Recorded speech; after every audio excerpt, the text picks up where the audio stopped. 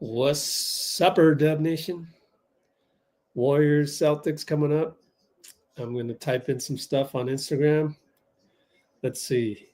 4 hours of play-by-play, X's and O's during timeouts, post-game interviews. Link is in IG stories. All right. So that is what we're doing. We're on YouTube. That's where I will engage with the commenters. The game is on TNT, by the way, not NBC Sports Bay Area. Steph is going to play, thank goodness. Gary Payton gets the start. I think he's going to guard Jaylen Brown. I think Wiggins is going to guard Tatum. And then Steph on Jrue Holiday. And who else is starting? I lost my train of thought. Let's go to my Discord server and look at the starters. Oh, my fault. I drew a blank. Trace Jackson Davis, for sure.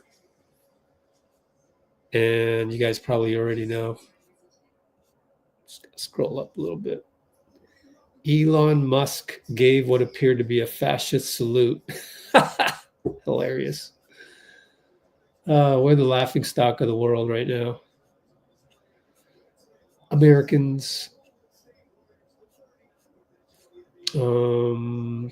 Oh, by the way, Draymond Green will be evaluated in 1 more week. Oh, Dennis Schroder, my fault. So Dennis on Derek. I say Dennis on Derek because Drew's the worst three-point shooter out of all of them.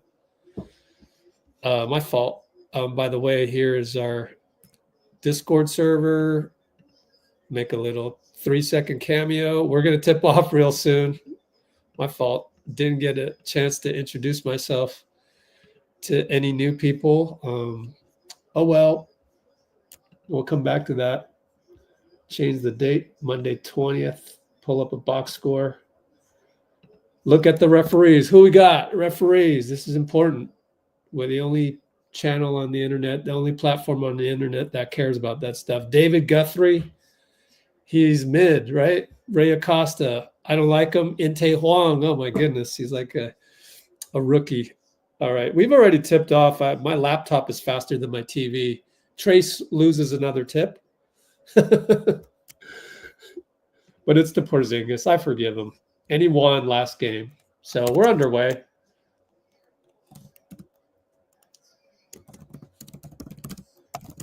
And they're working around to KP. 3-ball good. Over Trace. Wonder what happened there. Oh, pick and roll. Well, what are you going to do? Wiggins around a Trace screen to the corner. Gary Payton, 3-ball, shanked it. Too far. JT brings it up. Post up. Steph steals it. Stole the post up pass to Jaylen Brown. Gary down the lane, blew a layup. He smoked the layup. Oh, Gary. JT 2-pointer. Good.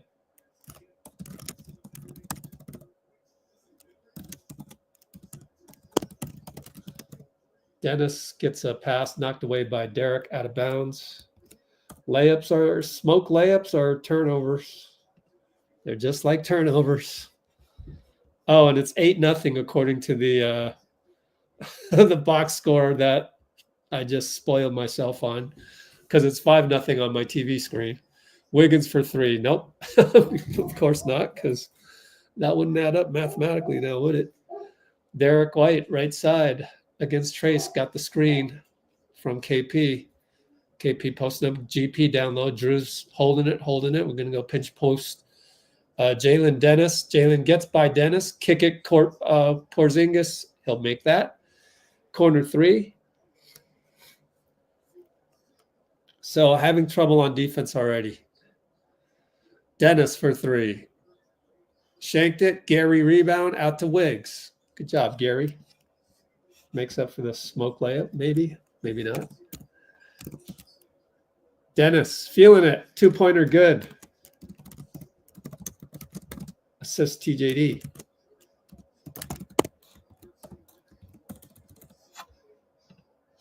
All right, JT over TJ. 3-ball no good. He loves to shoot those. GP with the touchdown pass to Trace. Gets a fake, dunks it. Way to find him. 8-4 suddenly.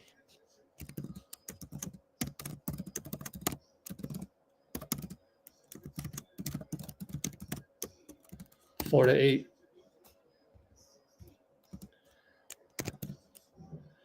Porzingis at the nail against Steph. Steph, great defense, Steph. Bothers him into a miss. Wardell, excellent defense.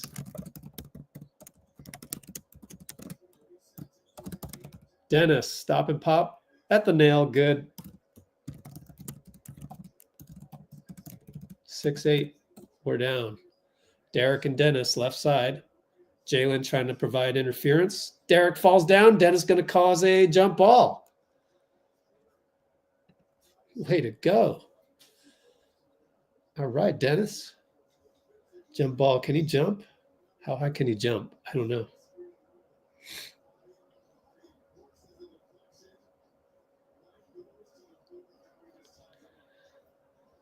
Dean Gunn in the house. Dean Chambers. Did you get my text?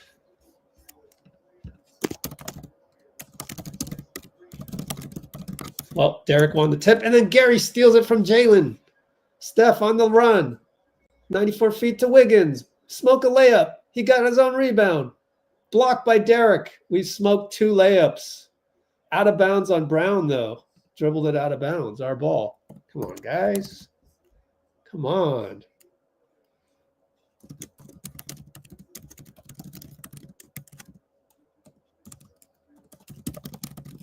Ooh, Reggie Miller on the call. Yuck.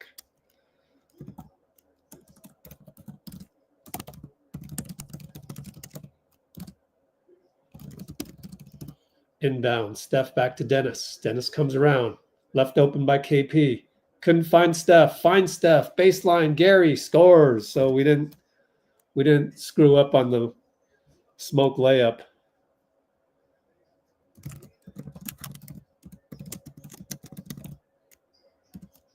Eight to 8.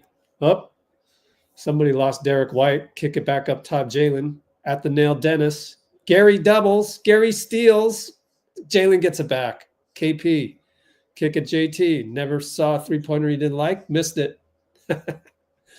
GP rebound. Outlet Wiggs. Good scrambling defense. Steph says throw it back up to Dennis. So Wiggs goes to Dennis. Steph doesn't move yet. Now he does. GP over to Steph. 3-ball. No good. That was pretty cool watching Steph direct the traffic. Oh, they found KP down low against Steph. Steph had to foul him. Shoot 2 as he was able to get a shot attempt up.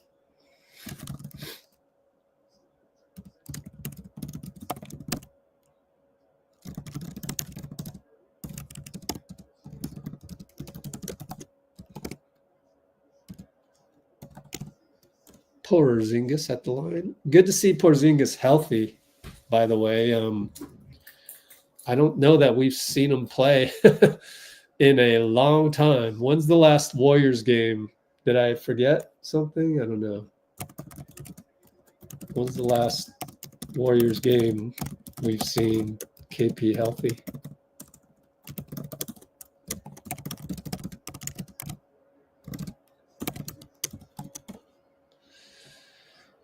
All right, we got Santos. Santos ahead of Moses Moody. What? I mean, that's what I wanted last game, but he played Moody.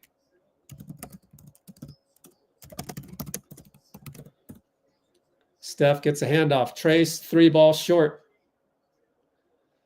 JT outlet. Derek, left side brings it. Post up Steph. Bad pass, Steph. Another steal. Does he get credit for that?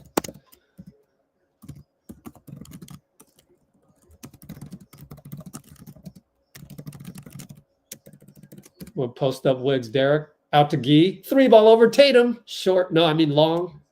And Trace with the offensive rebound and reload to Steph. And he made it. What an incredible make. Incredible make.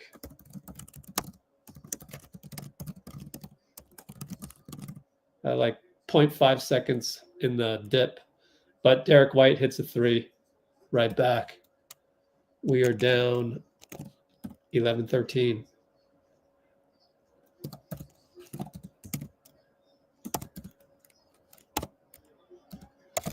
Santos left open again. Too hard. KP rebound.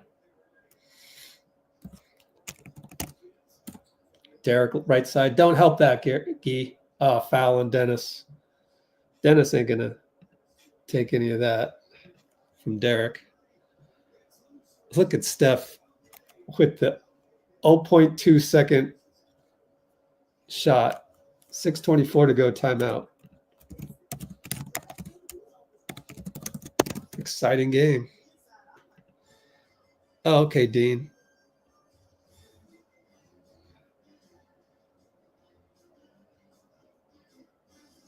Right.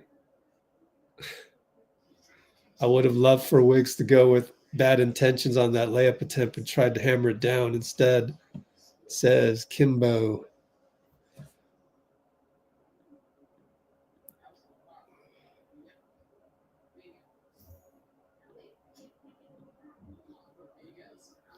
What else we got? Happy MLK Day, everybody. No Draymond today. Pinky here. Kimbo, of course. Noberto. Yeah, we are very, very decimated. However,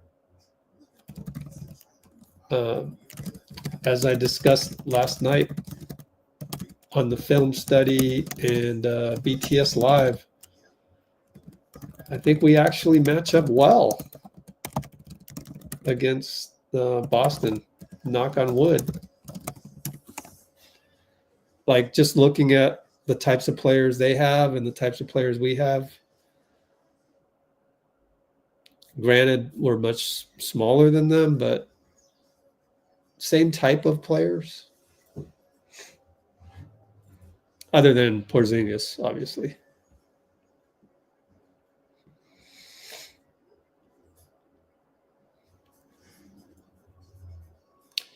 And Arbel is telling us that Slater had said that in the pregame, Steve says without Draymond Green, we ran 51 pick and rolls last night or the other night, double our average. Craziness. Dean gone in the house.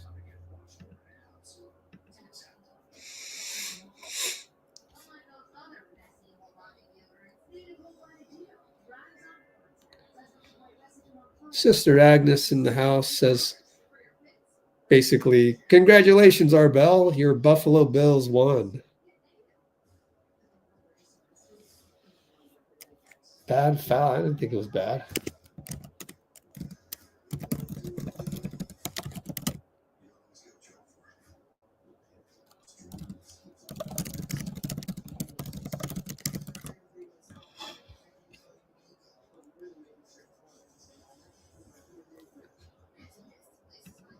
So, yeah, we've missed 2 open layups, and I'd say Steph had an open one, and Guy Santos had a couple open ones. So Andrew's missed one, Gary's missed one, Dennis missed one. We're only 1 for 8 on threes so far. They're 3 for 5. Missed Trey's IQ. Yeah, for sure. And not having to do 51 pick and rolls.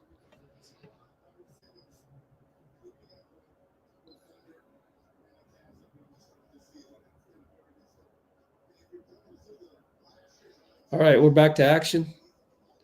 Brad Stevens in the house. Buddy Hield is now in the game, as the TV screen shows.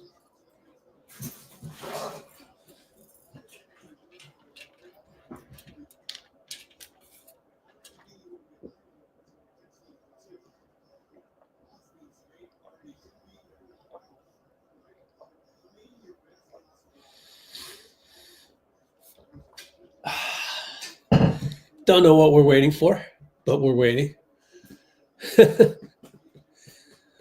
Dum-de-dum, dum-dum-dum. Let's play basketball.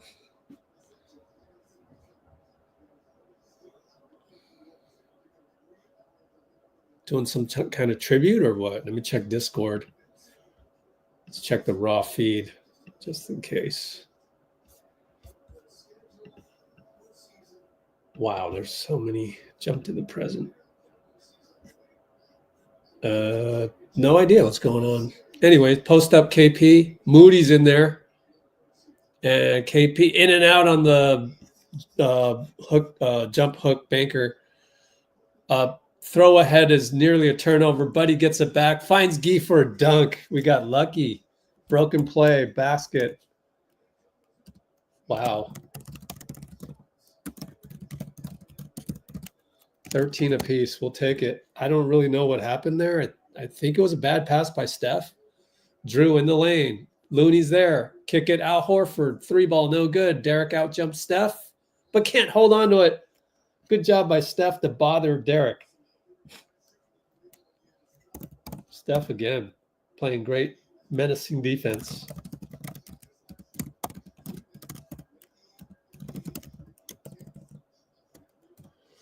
Post up Gee and Horford over to Hield. He fumbled the ball back to Gee. They're playing handoff with each other. Back up top, Moody turns the corner. Kick it, Looney. Milwaukee jumper, good. Great drive, Moody. Big first step. Past Jrue.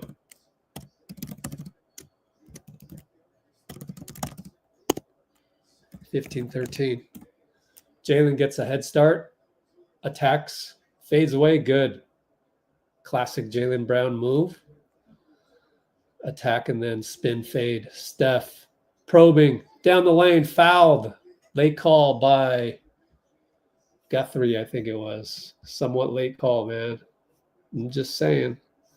Yeah, Ray Acosta's the other guy. I remember Ray Acosta. He'll tee up Draymond a few times. Steph steps to the nail, steps aside, hits a free throw. I'm trying to copy the J.K. with the do-rag underneath the reverse cap. Is that should I do that? Is that the fashion?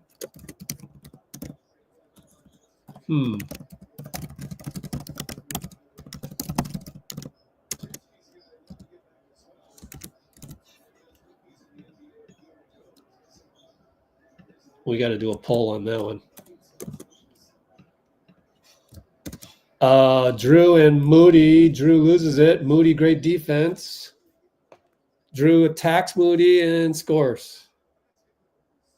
Actually, that was Steph again with the deflection.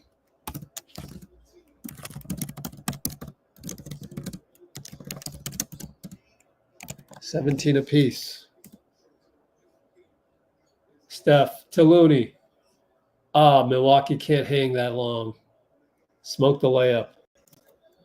That counts as a smoke in my book.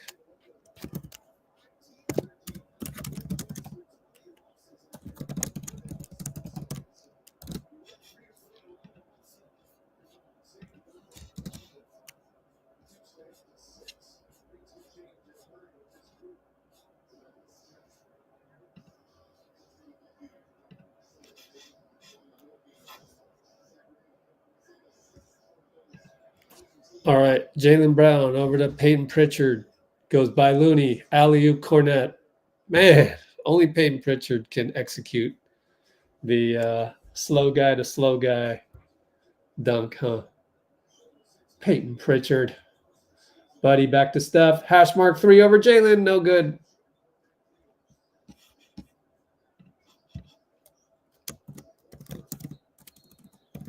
And Buddy foul or kickball, one or the other. They're going to play short bursts today, by the way. I listened to the Bruce Fraser say that to Tim Roy. So we got more subs coming in.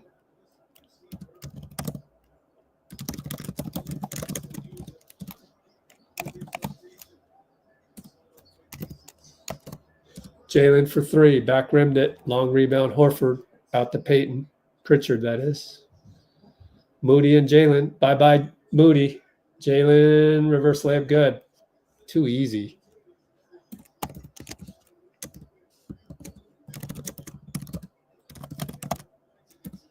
Down by 4, got to be careful. Full. Dennis, Wiggins checked by Jaylen Brown.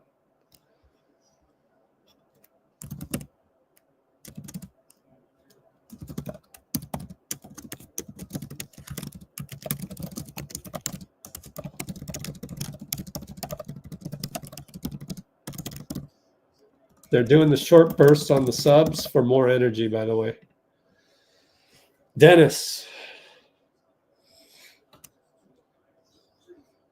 Over to Hield. Fouled on 3. Fouled by Hauser. Thanks.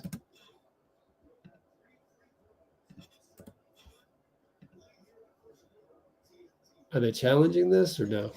I don't know. I didn't see it, so I don't know how bad it was or not. Let me rewatch this. Foul by Hauser. I don't know.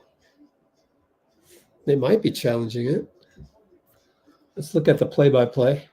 We got a timeout right now. It's Boston 21-17. Q1 258. Let's look at the play-by-play.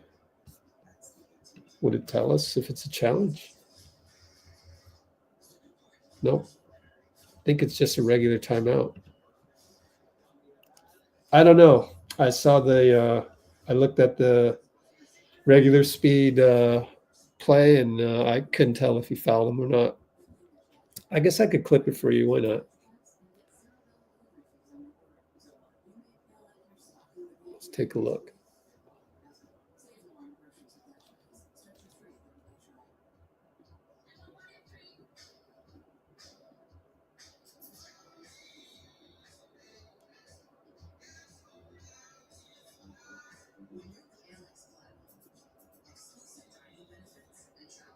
I honestly don't know. Airdrop to you guys, and let's see if we can make sense out of it. Share. Airdrop.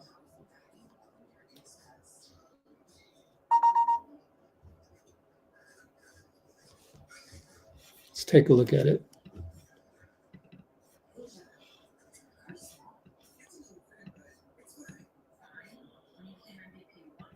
All right. If you go to YouTube, look at my back screen. We're going to replay that foul and see if it was a foul. Let's go at playback speed 0.5. Watch this. Grazed them. I don't think that's a good call by Ray Acosta, but I'll take it. But I don't think – I think he did foul him, but barely. Like, I'd hate for him to call one of those on us, put it that way.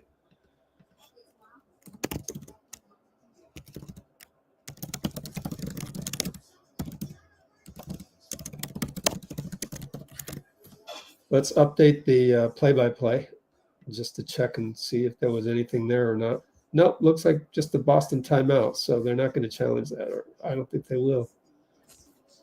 It probably is a foul by the book, but very ticky-tack. I'll take it, though. Bruce. I dream of Curry. Yeah, I know, right? Oh, I like your dreams, Bruce. Bruce says, I have a dream. I have a dream that the Warriors will win the championship. That's a good dream. I like it. I just realized my light is not that bright. So let me try to do this. No, that didn't work. This one? Oh, okay. That did work. Turn it up to the max. Okay. So Buddy's going to shoot 3. Yay. Oh, Reggie said that they would challenge that? Oh, Buddy misses a free throw. Oh, man.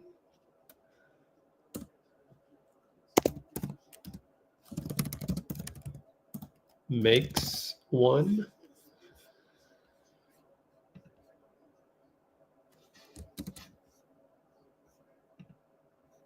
All right, so I don't know if you guys saw the he missed another one. Oh.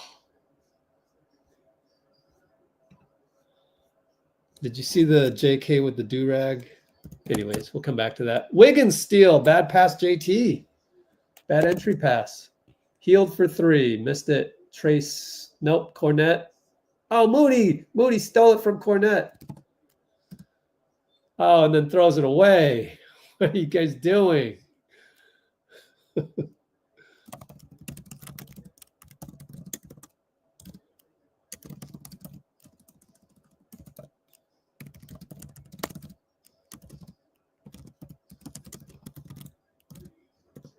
Oops, Peyton Pritchard for 3. Trace rebound. Trace doing great on rebounding, I tell you. That's his 4th already.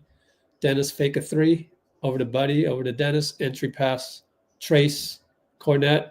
Shovel pass. Buddy. In and out. Oh, Buddy's woes continue. JT for 3 does what he loves to do. Over there, swish.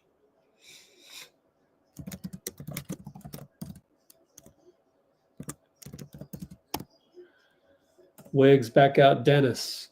He was probing Sam Hauser, could not find the seam. Dennis stuck with Horford. Over to Buddy. 5 on the shot clock. Hand grenade. Throws it away. Kick the ball.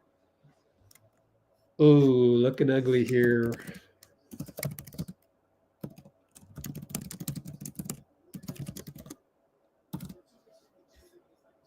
We are down 24-18. Feels worse. JT Wiggs, screen Cornette.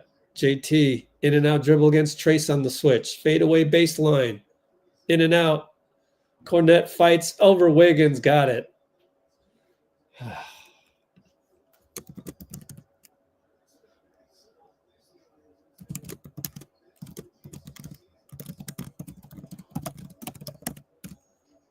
18-26. Post up Wiggs. Pritchard, please score. Gets doubled. Out to Dennis. Nobody else open. Airballed it. Oh, that's an ugly possession.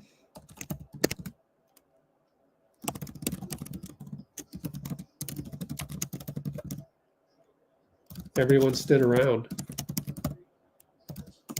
Entry pass dangerous. Corner Hauser. Buddy Hield left him. Probably shouldn't have done that. Now we're down by 9. But now we're down by 11. Sorry.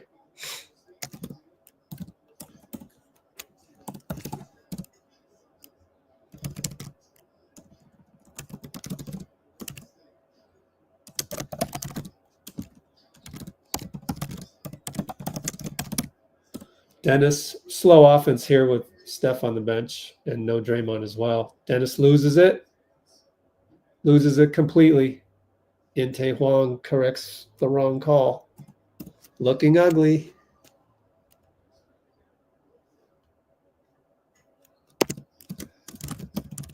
How many turnovers? 2 turnovers. That's pretty good, but Pritchard and Dennis, left hash mark, using his butt to gain space. We'll just post up Horford on the switch. Horford, Dennis. We're not switching. Up. Buddy lost Sam Hauser again. Missed it from the corner. Horford rebound. Jump hook, no good. Over Dennis. Got lucky.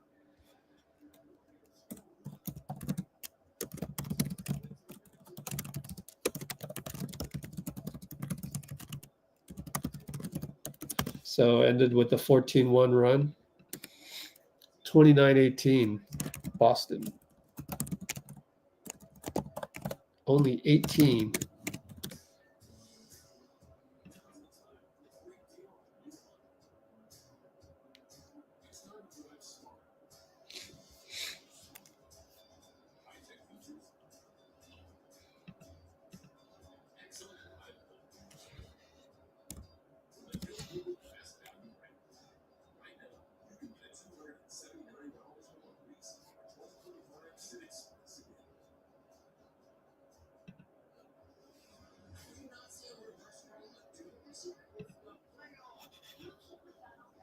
All right, so here's our poll. JK with the do-rag underneath the reverse trucker hat.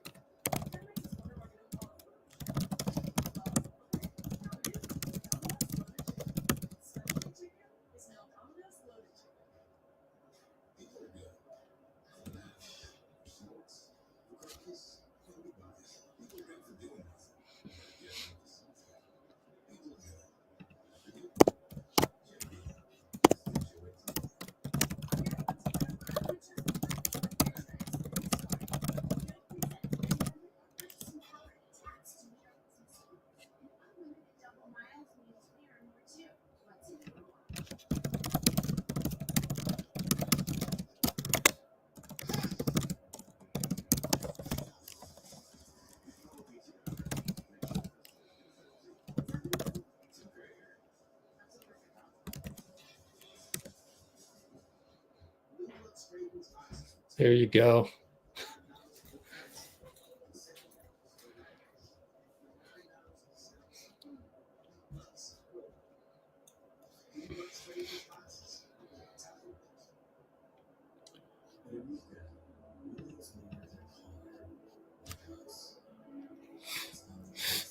Yeah, that wasn't good. That wasn't good. Good tape. The last 14-1 run. So, you know, one good way to look at this. Here's a silver lining way.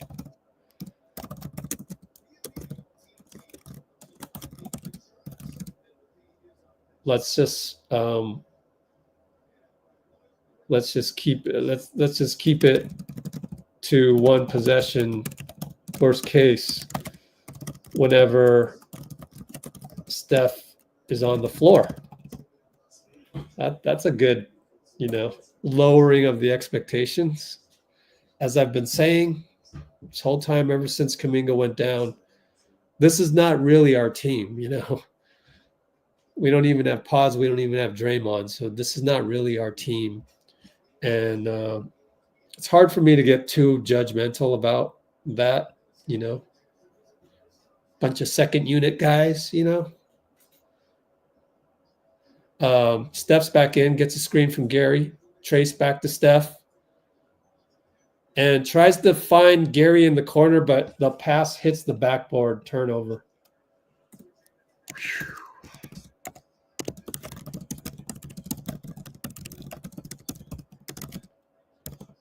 And they find Pritchard down low, touch pass to Jrue, bucket good. Lindy's in the game, by the way. Wiggins screened by Gary, gets downhill, Euro step over Jrue, shanked it. Oh, Wiggs.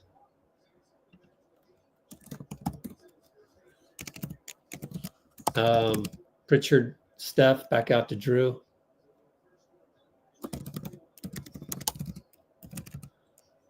Pritchard has to fire up a grenade, and Jrue will get the rebound over Lindy, fouled by Lindy.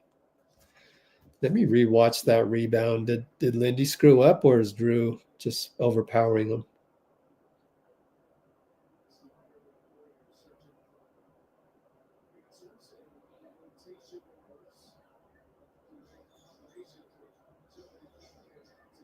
Wow. The ball just bounced Jrue's way. It wasn't Lindy's fault. He boxed out as best as he could. Jason at the nail.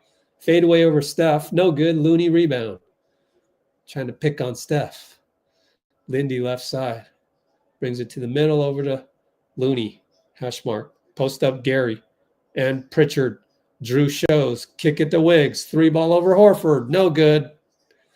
Oh, we're getting that Wiggs tonight. Oh, boy. Going to be a long night. Gonna be a long night. JT, shake and bake Looney. Flops on the 3, basically. And then it's out of bounds Wiggins. Out of bounds Wiggins. Oh, he got held by Horford. That's why. But they're going to baseline inbound to Pritchard, Lindy, corner. Pritchard, Lindy, screen, Horford. Breaks free, 3-ball over Looney, short. Wiggins rebound. Steph got Hauser, crossover, kick it to Lindy. Got to hit these. Air ball. Looney rebound. Looney saves the day. Tatum hangs his head. Come on, Lindy. Jason Tatum goes by everybody. Slam dunk, parting of the Red Sea. Timeout, Steve Kerr. 33-20. So that wasn't too good in terms of what I had said earlier about winning the Steph minutes at the very least. Nope. Not happening. Anyways, let's see. That made it 31-18.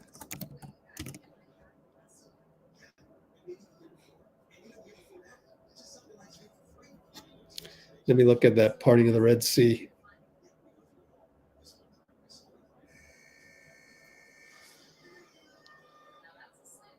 I hope it's not egregious. Tatum got a screen from Horford.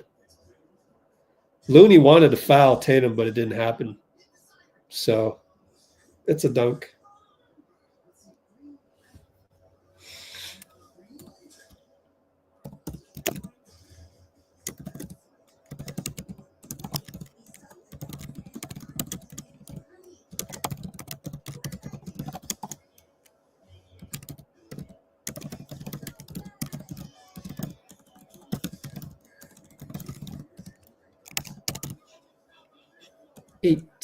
20-33.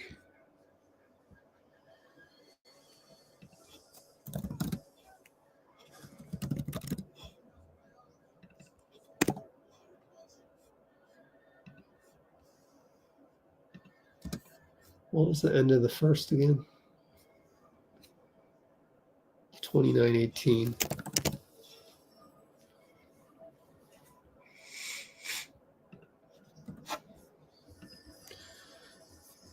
Okay, what else is going on?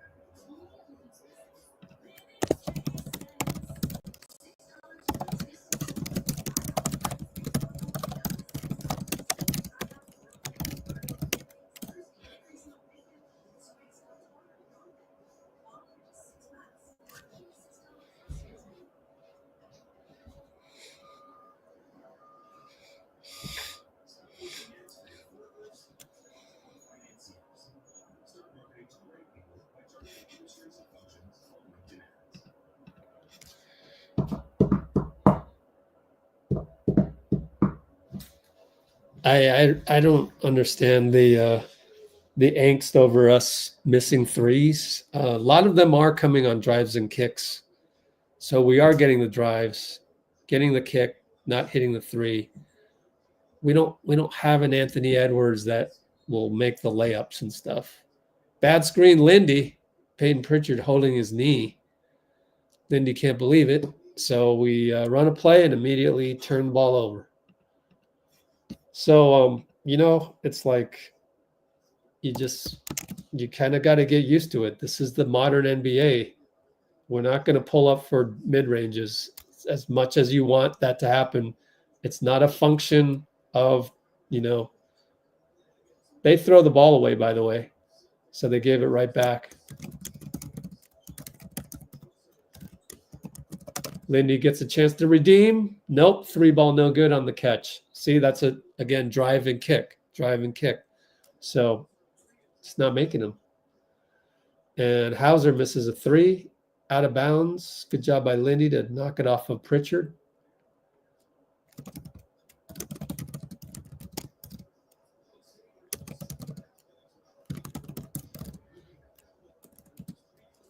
Steph, handoff Wiggs, got Al Horford, drives, and ripped through. That should have been a foul on Pritchard. No call. He'll post up Pritchard. Another reach in. Jrue finally gets called for a foul. That's what Wiggins has to do. So good aggressiveness by Wiggs to finally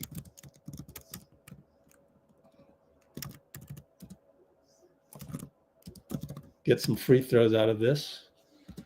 Now you got to make free throws.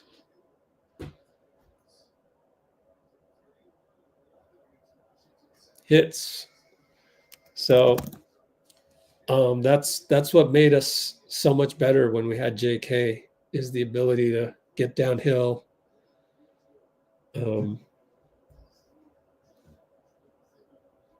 Either get free throws or get a good layup. And then right before he got injured, he was kicking it out to three-point shooters. So that was a nice little upgrade to his game that we sorely miss. We're down 11, made both free throws. Jrue brings it up with the screen from Porzingis. All right, Jaylen and Wiggs. Over to Porzingis, over Looney, fires it, shanks it. Gary fights, gives it to us. Referee gives it to us. I think that's the right call. Gary knocked it off of him. They're really going to challenge this? Boston's going to challenge an out of bounds. Okay.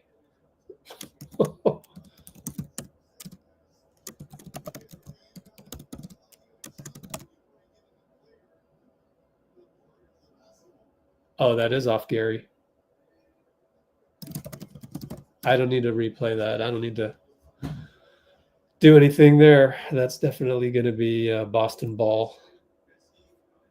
33-22.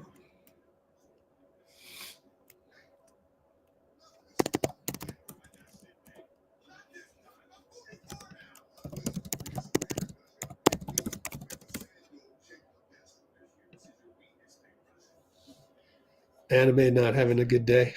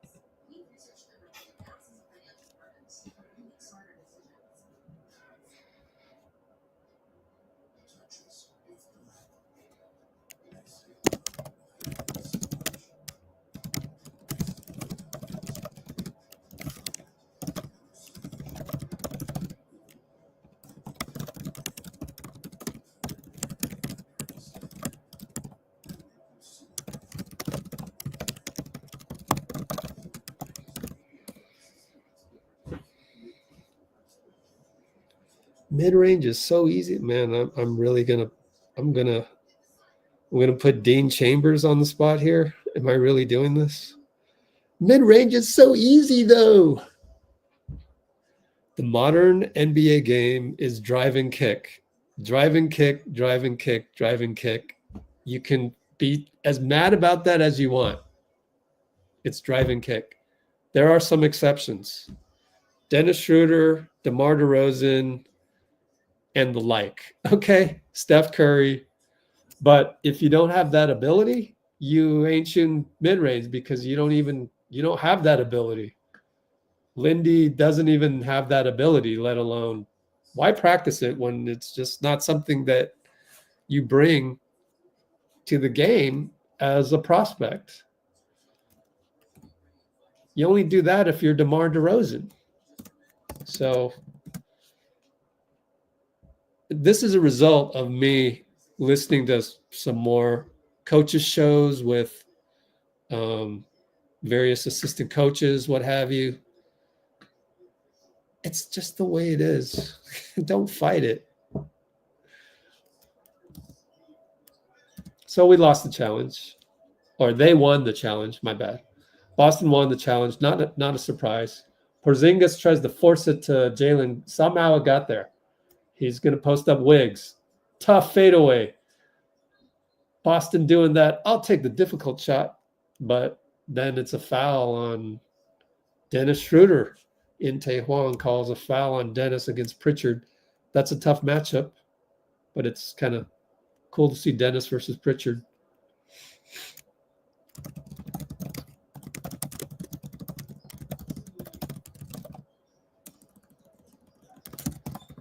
Jalen Wiggs. Jalen in control. Banker too hard.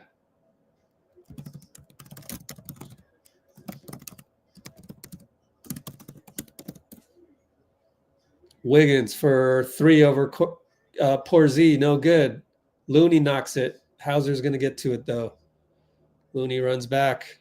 Jrue over Lindy. Hits it. 3 ball. Transition. That's where Lindy has no chance. There's no way against Jrue. Jrue can make that right-handed burst. Lindy's not a good enough defender. Dennis for 3. Hero ball 3. Answers. We're down 11. That's a freelance play. But sometimes you need the hero ball. Jalen Wiggs. Looney's there to help on the Porzingis screen, and we leave him. Moody's late. Porzingis short on the 3, luckily. Dennis fell down against Pritchard, but got up, got the outlet. Right side, Hauser. Hash mark, pick and roll Looney. Kick it to Moody. Post up Looney. Looney, Hauser. Out to Dennis. Fakes a 3. Bad pass to Moody. Pritchard steals it, goes 94 feet with the nifty veteran layup against Lindy. So bad pass, Dennis.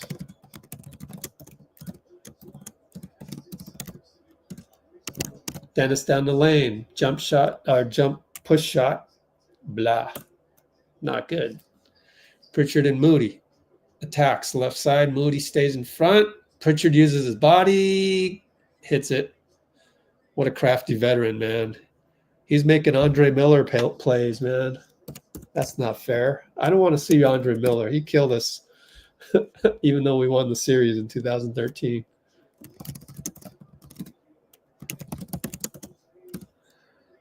We're down 25-40. Moody for 3. Missed it. KP rebound. Out to Jrue.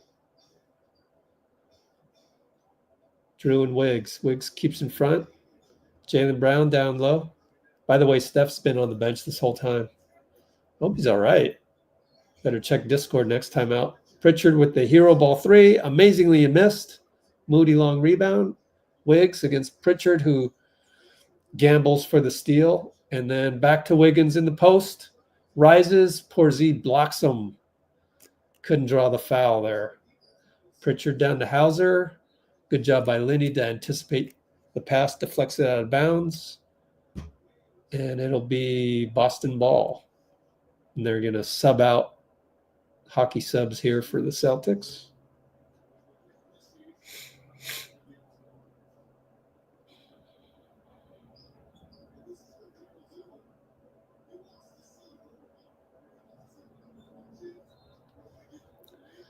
So baseline inbound, D.White. Porzingis. Trace says my bad. Yeah, I lost him along the way to a nice set by Missoula. Timeout Steve, 5:06 to go.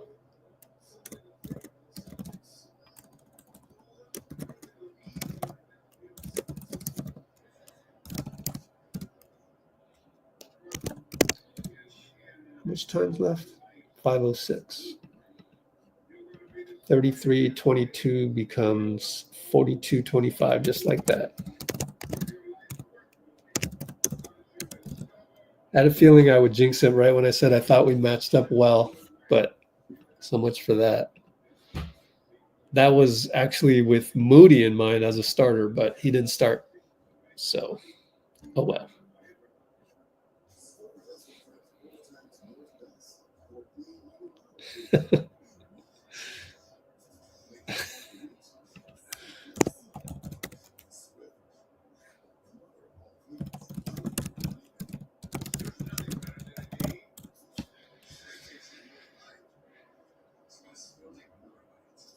Yeah.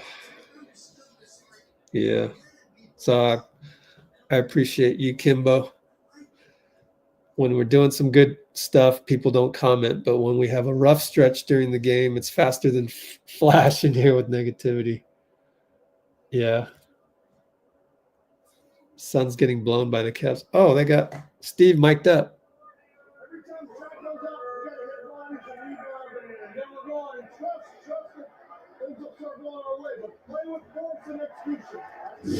Play with force. Play with force. Here's the thing. Nice try, Steve. I mean, as a coach, you got to try anything, but I'd be just blowing smoke at that point, as did Steve. Hey, I'm just calling a spade a spade. That's what I would do too, but there's not much you can tell this team. Moody for 3. Good. So you got to tell him something. That's what you tell him. Moody hits a 3. You know, you definitely do have to play with force at all times. That's the only chance we have. So Steph with the Steph gravity Mo got a 3. 28-42. Al Horford, one-on-one. Defensive 3 seconds on Guy, I bet. Either Guy or Trace. Tatum will shoot the free throw. It's good. Yeah, it's on Trace.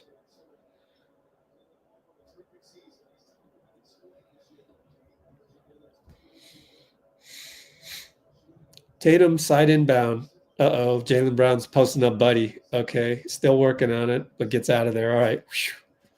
Tatum, Guy, screened by Porzingis. Tatum and TJ one-on-one, and Guy holds Porzingis on the weak side. So foul on Guy, can't get into that foul habit, Guy. Otherwise, you'll be yanked. Got to play like he played against Minnesota.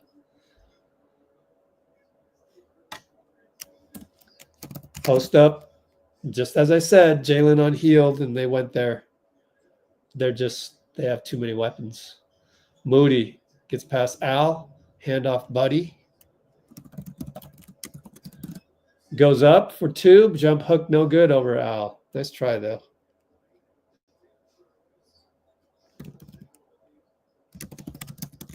JT post up Hield. They're just going to work on Hield. Double by Guy. Now we're on the heels. Kick it. Porzingis tries to go by Guy. Guy stays in front. Porzingis Baker, no good. Good job, Guy. I like it. It's good tape. Steph for 3, no good from the hash mark. JT rebound. And now it's Porzingis Moses. Scores. Too tall. Nice touch by KP. Steph. We are now down 19. Steph finds Guy. Oh, blocked by Porzingis. It's goaltending. Way to cut, Guy. All right, I like what I see from Guy, man.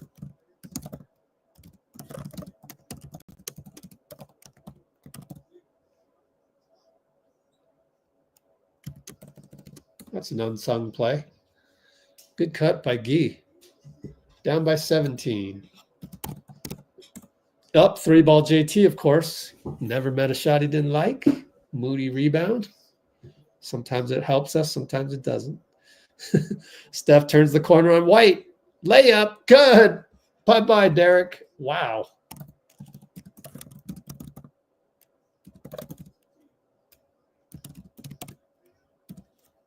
$32-47.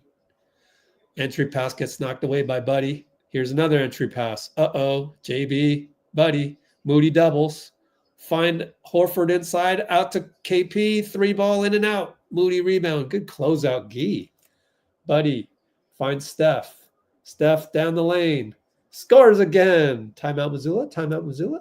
No.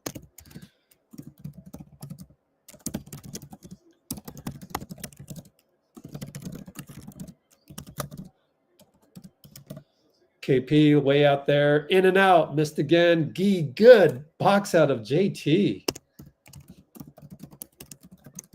Over to Moody for 3. Ah, Moody missed it. That sucks. That would have brought it down to 10. Derek and Buddy taking his time. JT screen. Gee, good closeout. KP back to JT nail. Al spray out. Corner 3 good. Makes it so tough. So tough, man. 3-ball Steph. Hero ball no good. Moody put back. In the air.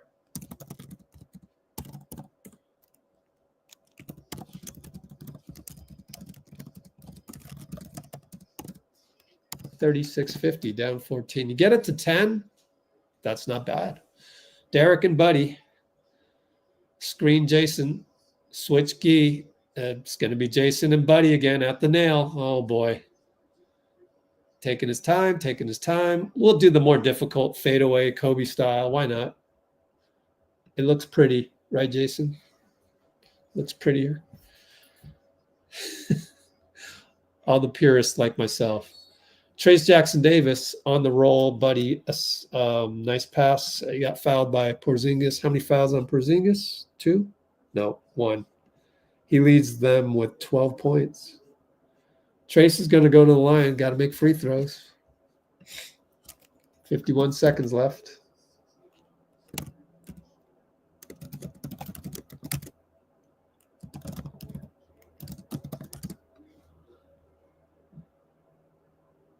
Nope. Ugly. It's all mental at that point. If you're that short, all mental. Wow. Bad miss. You got to go up to that free throw line and pretend you're you got to pretend you're like Kobe. You're like, I'm willing this ball in there. Of course, I've said that a million times.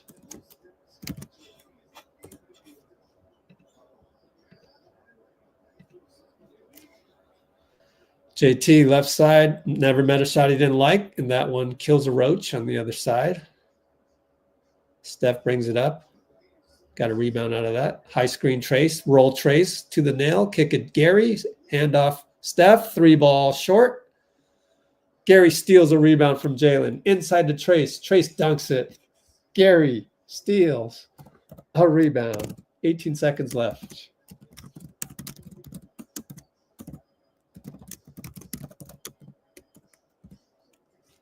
Down 13. Need a stop. Steph and Jrue doubled by Gary. Inside, Steph purposely fouls Jaylen with 3.6 left. So good job by Steph to understand game clock and score and fouls.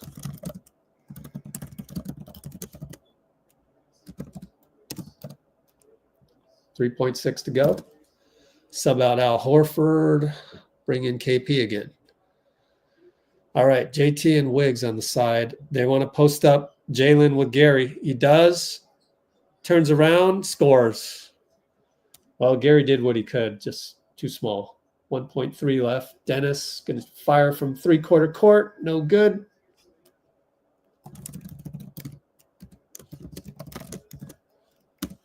$39.54. Only 39 points scored.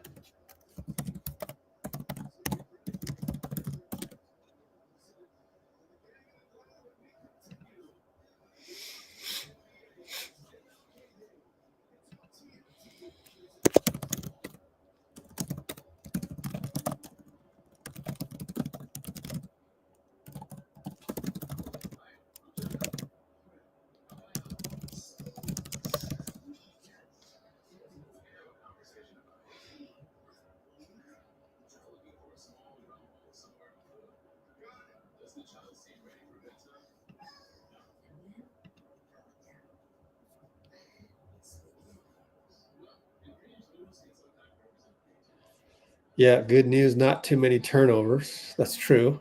5. That's pretty good. 5 turnovers. But yeah, I mean, we're getting out talented.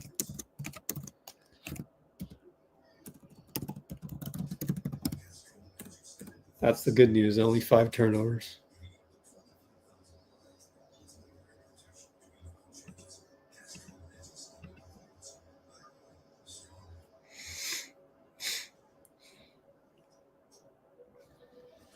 We got to make our layups. I mean,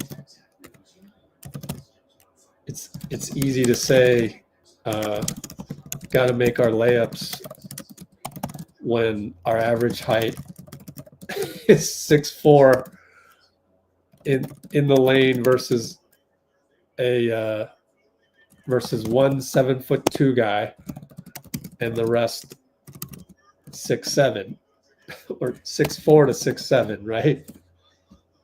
I mean, come on, guys. It's our second unit against their first unit. I mean, it's all right, man. It happens. It happens. NBA isn't kind to you 365 days a year.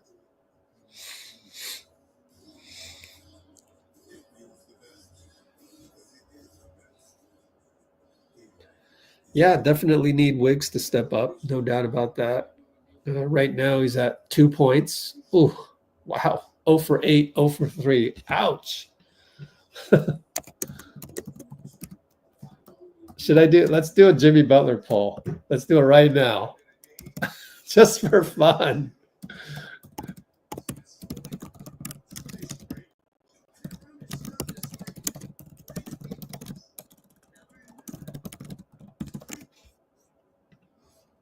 So let's do that. So apparently JK do-rag underneath the trucker hat reverse style is the way to go. So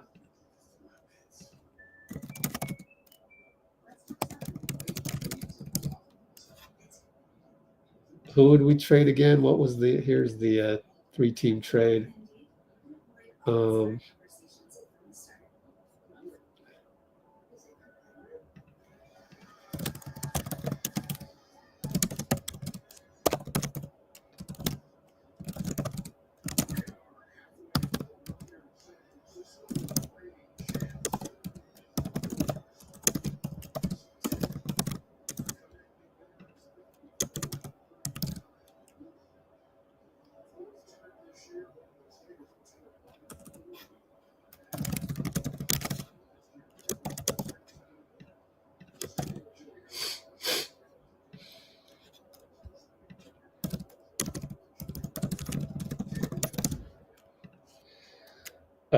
I don't know, maybe abstain. All right, so the poll on YouTube is trade Wiggs and a pick, essentially. You can look at the back screen. I've got a 3-team trade here that Dean came up with like 3 weeks ago. Do the trade, or is Jimmy still too toxic to acquire? And of course, it's biased. You're biased right now because I think usually most people will not want Jimmy due to the toxicity. But right now, Wiggins is 0 for 8, 0 for 3 from threes. Right now would be a biased time to see that flip. But who knows? Let's see.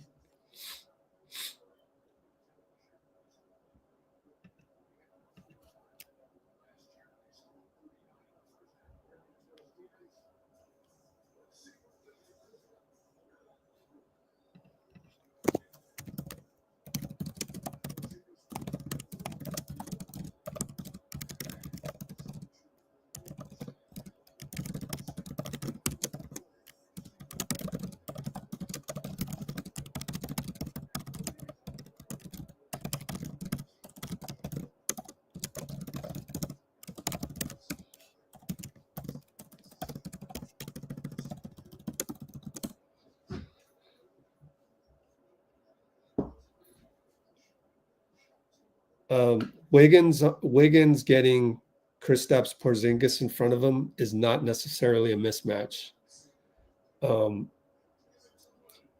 Wiggs is trying. He's just not a self-starter. He doesn't have the fire a la Jimmy, a la Ant Edwards. Okay, that's why he was a number one pick back in the day. But that's also why he is basically a failed number one pick. He's supposed to be a franchise player as a number one pick. That did not happen.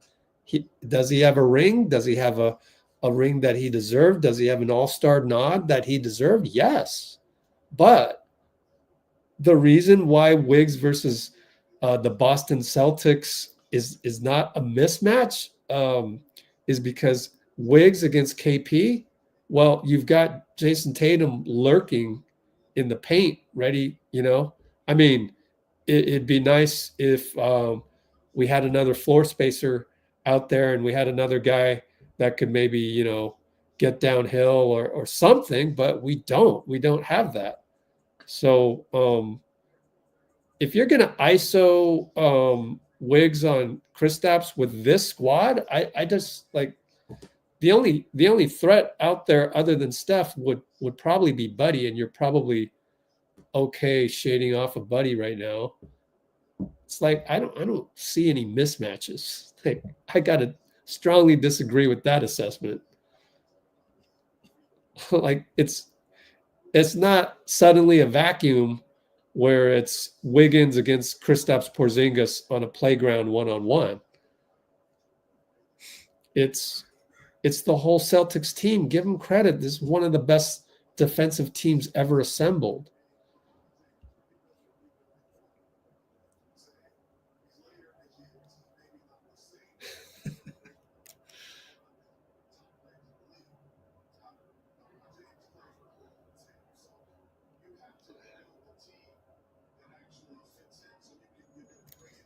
So anyways, I know I put the poll out there, but I don't think I would get Jimmy as well, just because of the toxicity.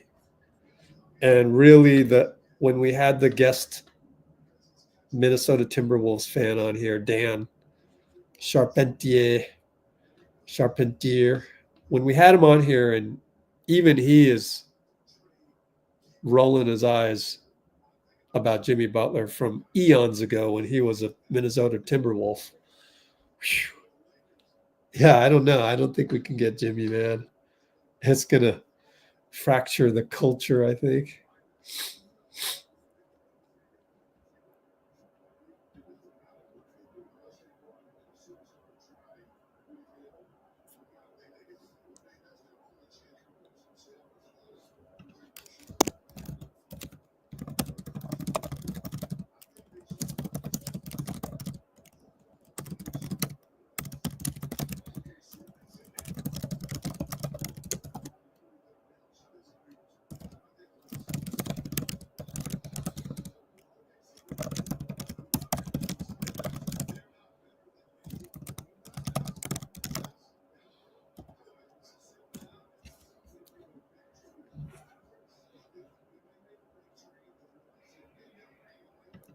Hey, at least we have some people rooting for the Warriors in the comments still. That's good to see. Let's get the back screen back to the box score.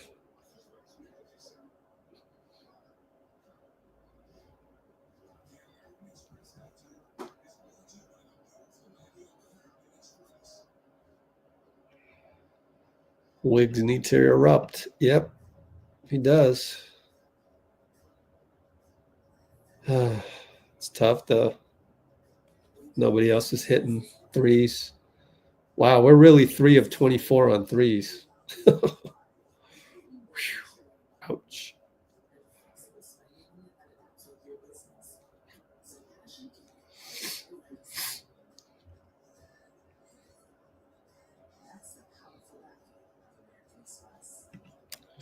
I mean, I hear you. Like, our identity is shooting threes, though.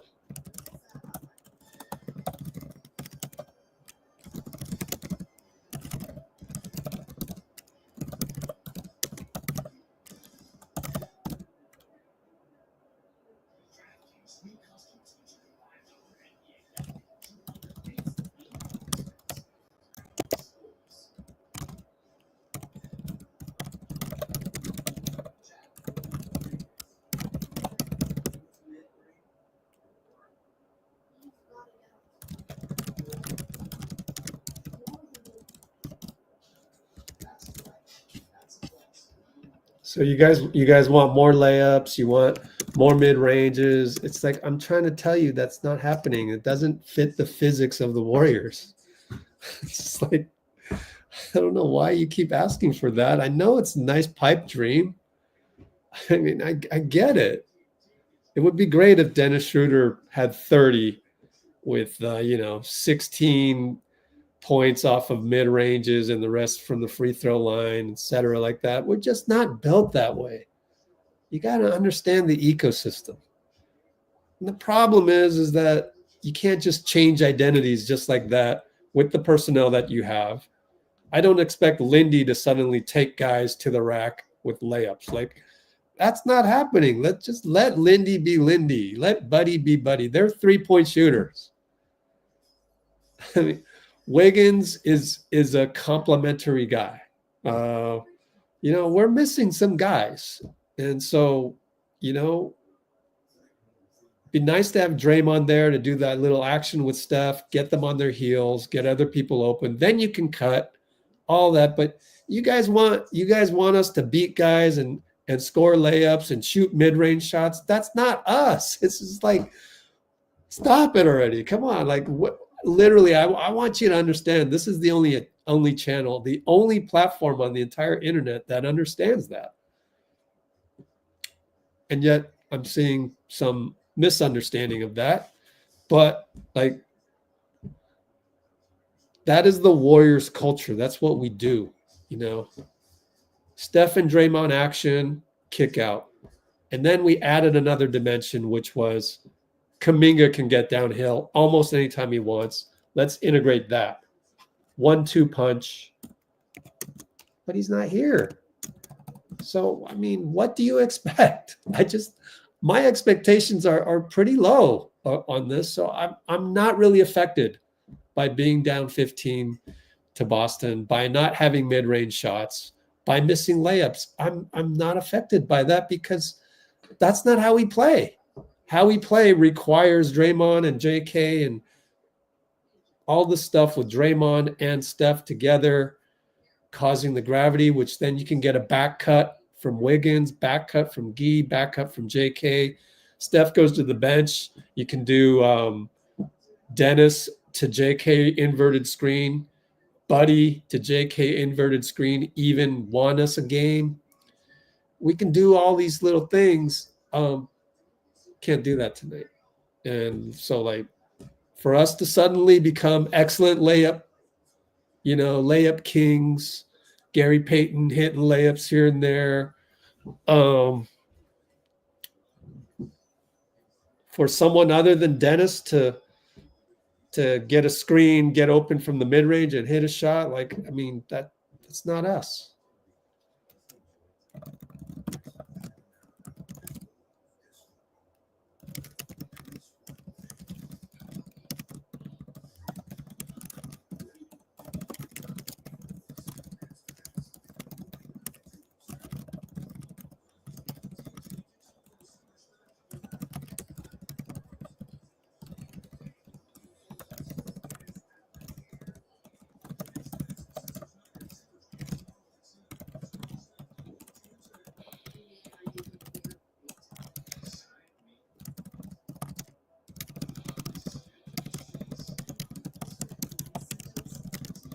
Now, against a bad team like Washington, AAU game. The more talented team will probably win that one because there's no structure and there's nothing. There's hardly any strategy behind that one. It's a sloppy game. Against Boston, not only can they beat you, roll the ball out there and just play freelance. Go ahead, freelance your way to a win, no problem. But no, these are the Celtics. You need to do more than that. You can't just collect all this awesome talent and just go play a playground game. No, you got to have, strategy behind it. You got to put JT at the nail like the last two possessions. You got to post up Jaylen Brown against whoever it is. It's going to be smaller because JT's on the floor at the same time. So JT is going to get the biggest guy, which is Wiggins. Jaylen Brown, no surprise, he's going to have a size advantage against anybody. So then you run the last 2 plays, post up Jaylen Brown. What are you going to do? Come on. I mean, we're overmatched. That's fine.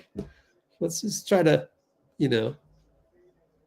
play well, but understand that you're overmatched, but play well. I don't expect these guys to suddenly, make all these shots and stuff and like give it our all, but understand the disadvantages that we have tonight. Who knows though? We got a GOAT right here. He can do a lot of things. So here we go. 11:48, 11:47. D.White is on. I found him plastered on the floor. I don't know why. We watched the replay. Him and Dennis going at it. Oh, D.White ran into Wiggins. I don't know who they called it on. Hopefully White.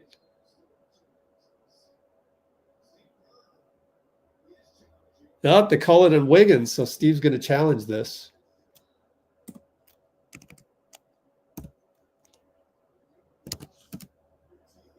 $54-39, down by 15, just started. So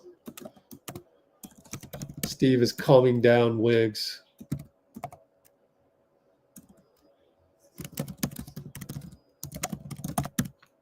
Derek is still down.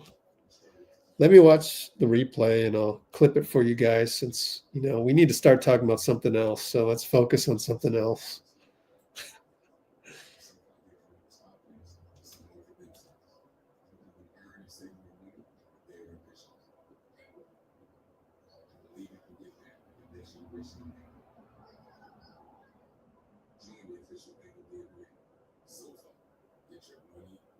I don't know. I mean, if Derek hit Andrew Wiggins with his head, then he hit Andrew Wiggins with his head.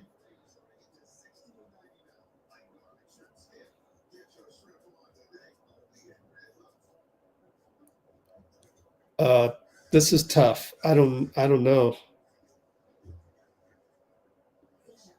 I kind of want to say there isn't enough to change it. I don't know what to make of it. They're gonna have to. They'll probably take a while. If they don't take a while on this one, I'm gonna wonder what's happening. This one's difficult to iron out. You have to look at the. Of course, I've only looked at it once, so you got to look at the replay. This one, okay. Right here, I happen to fast forward to right at exactly the right moment. Analyzing the challenge.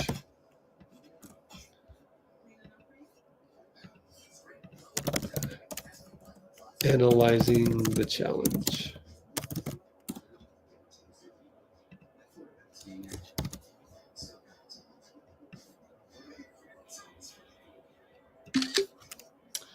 Okay, let's run it at half speed.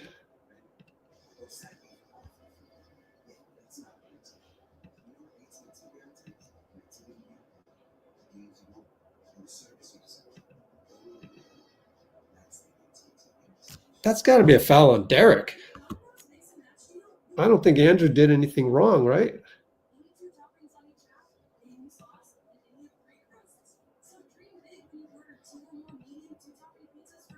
This is half speed.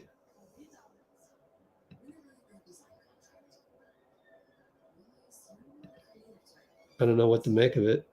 Let's step through this. Maybe the hands. Maybe the hands.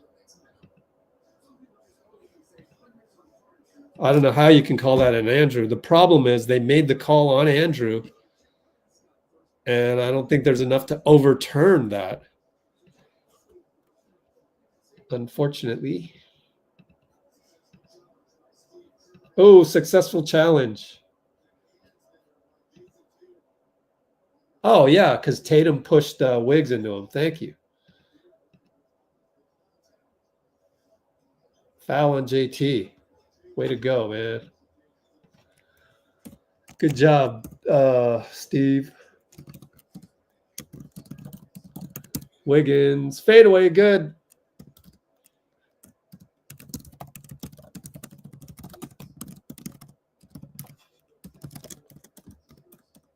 So we are now down by 13. 3-ball Jrue Holiday, of course. Damn. What are you going to do? That's tough. Oh, no. Steph lost the ball. I don't know what happened there. Rewatch that. Porzingis inside. Steph fouls him and one. Oh, my goodness.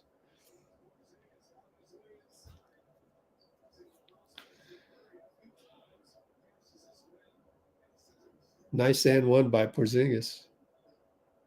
Yep, Steph with the dribbling mistake. Bakery is open. Can't be doing that. And then he compounds the problem with an and one. Not that he could do anything about it. So I don't really have any hate on Steph for that turnover. 3-ball Steph, hero ball.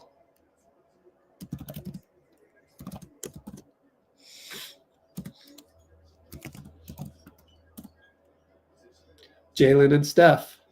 Spins around him. Steph wanted to foul him, but it looked like I don't think he can foul him anymore. You got 3 fouls. Kick it to Derek, kick it to Jason down the lane. Dennis wants to take a charge, but Jason adjusts his body for a layup. Down by 18. Wiggins mid-post. Derek. KP shows. Goes away. He's doubled. Derek knocks it away and saves it. Oh, that's an all-defensive play by Derek.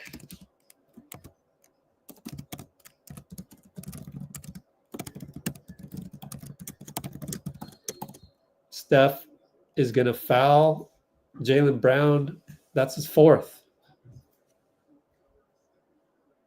That's his 4th, right? Yeah.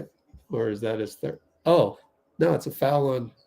Oh, it's a foul on Jaylen Brown? Oh, wow. Okay. 3 seconds. Probably 3 seconds on Jaylen. Steph attacks Jaylen Brown and draws a foul. Steph's wrist, he had to shake off the pain.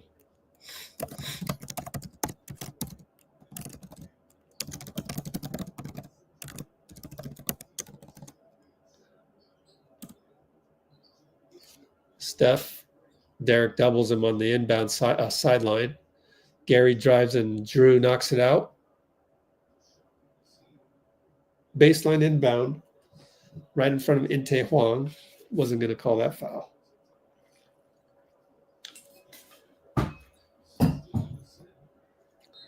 Steph baseline inbound.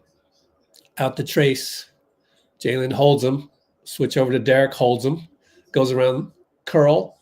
Free throw line, in and out. Outlet Jaylen. Left side Dennis. Jaylen attacks Dennis. Dennis leaps. Jaylen scores. Too strong. 6'5" versus 6'1". Dennis and Jaylen. Pick by Trace. Doesn't fire. Stops the ball. Gets it to Steph. Steph throws it away. Couldn't get it to Trace. 3-ball Jaylen Brown corner. Good. Timeout, Steve.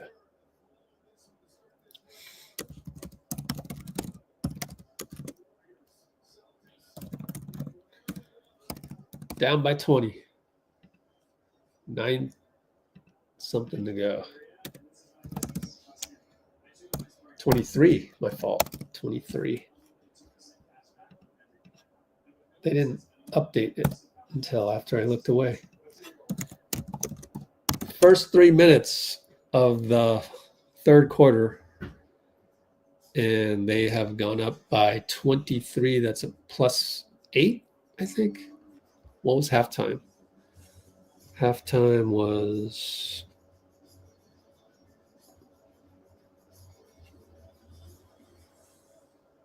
15, yep.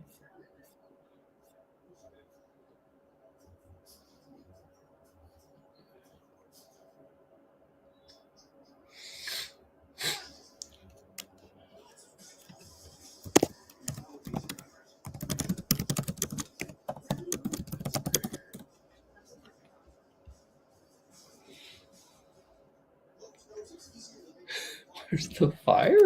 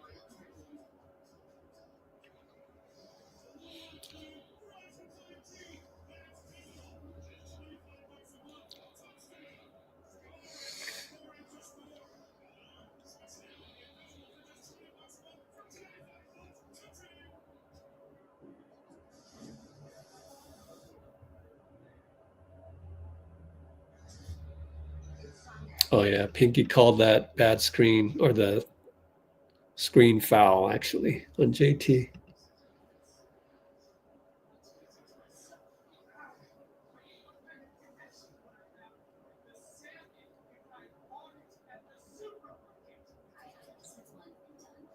The defense has, I guess it's been okay.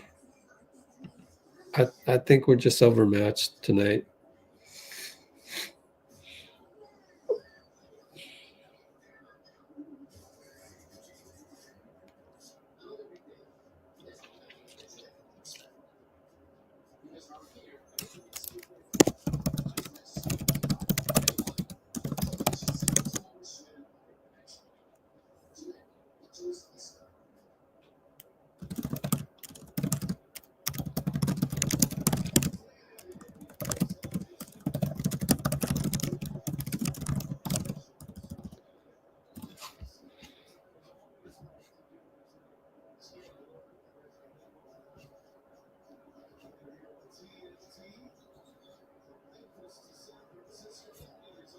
All right. Guy Santos over to Steph, over to Looney. Blocked by White. Oh, man. Derek White's tough. Tatum misses. Guy Santos disrupted it.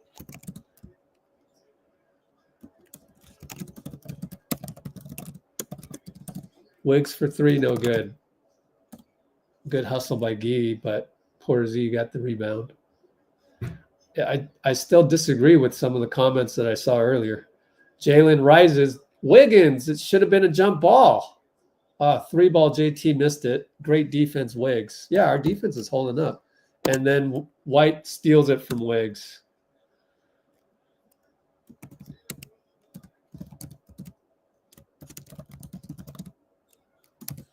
Moody for 3, no good.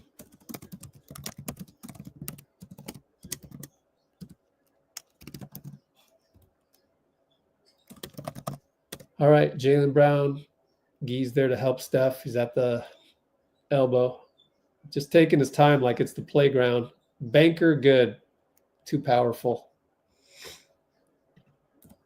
One-on-one. And you can see our defensive strategy is don't give up any threes. Wiggs misses a 2. Guy with an offensive rebound. Moody goes around Jason Tatum. Nice drive.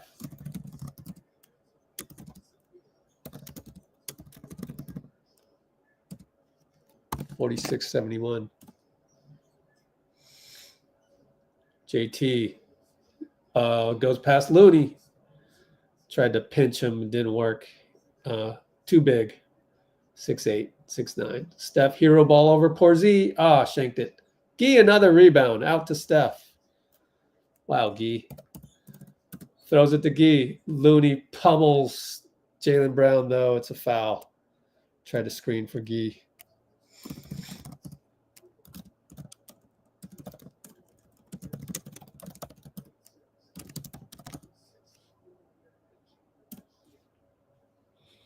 like I said, you guys are tired of the same meal type of thing. We can't change the meal because Kuminga and Draymond are out and pods. Kuminga is changing the meal. We're in zone. Steph deflection out of bounds. The fire from Steph is still there. Deflecting things. Same thing with Gee.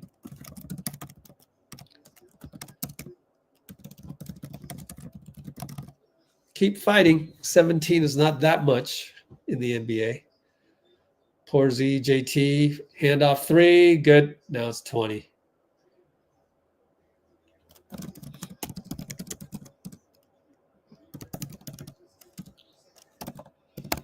I mean 30. Yeah, it's 30. I can't do math. Moody. We're down 76-46. Steph. Step back. Rattles in over Derek. Down by 27.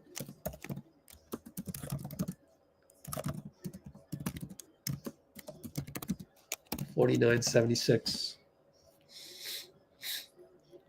Still in zone. GT over to Porzingis. Hits it. I mean, you got to try something, but they're too good. They're too good. This is varsity versus JV. I'm sorry to say that, but we're missing, 3 out of our top 6 players. Gee for 3. Oh, in and out. Good look, though.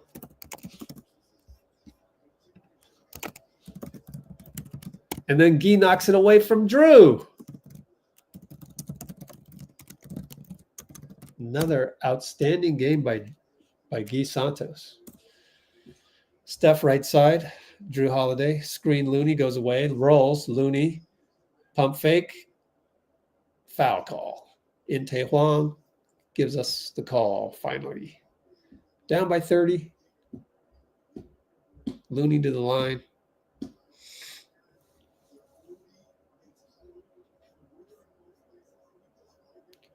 Hey, Melly Mells.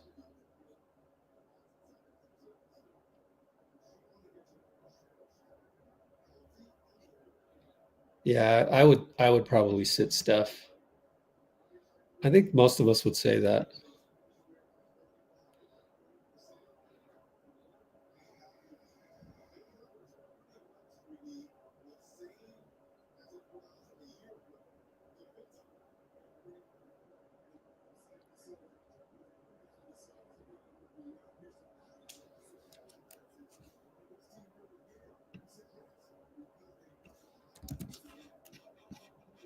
So the final tally is still do not trade for Jimmy. He's still too toxic, even with Wiggs at 1 for 11.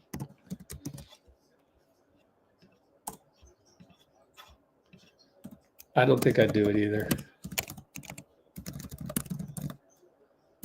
All right.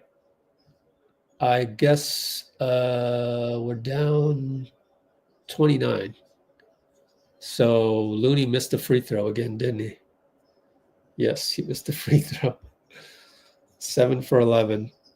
We can't be 80% to save our lives. Moody for 3. Got it. Timeout, Missoula. Don't know why.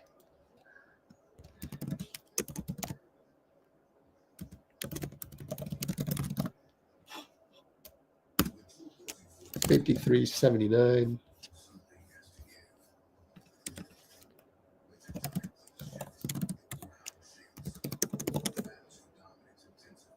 Down about 26.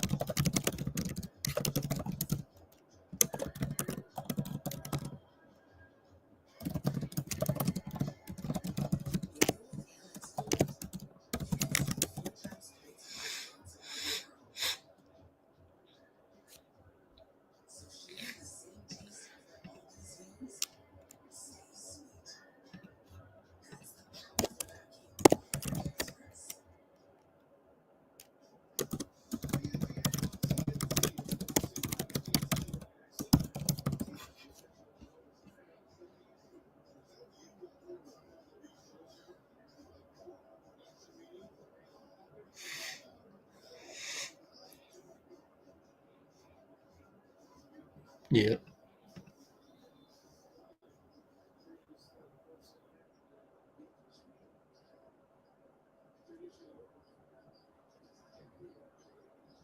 All right. We're back to action. The evil Peyton Pritchard. No, just kidding. JT corner with Looney. Fadeaway 2-ball, because why not? Missed it. JT loves to shoot, man. Steph and Jaylen Brown. Steph goes, bye, Jaylen. Bye-bye. Oh, reach in. Blocked by Al Horford. They're all good at that.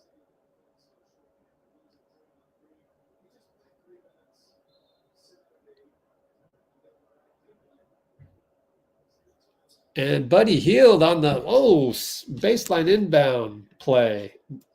Nice baseline inbound play.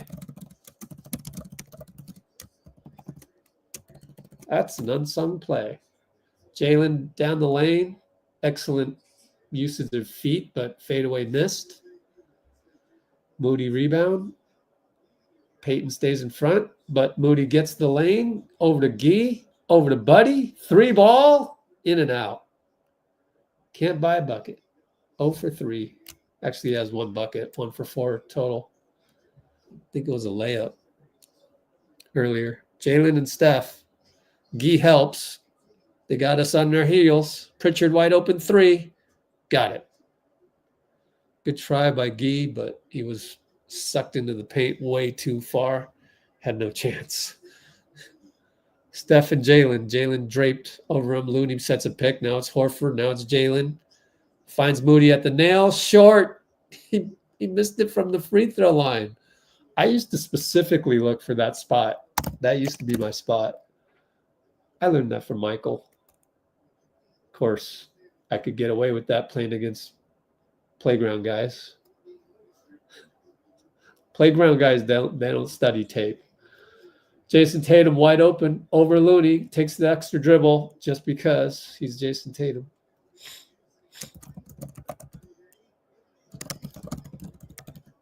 Steph, hero ball. Got it. It's the Jason Tatum, Steph Curry show right now. Hauser for 3. Looney says, what the heck? That's not his man.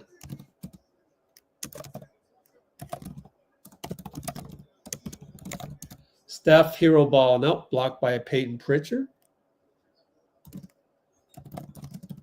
I think we thought we were in zone. That's why Hauser was wide open. Jason Tatum dribbles in, feeds. I think it's time to get Steph out of there.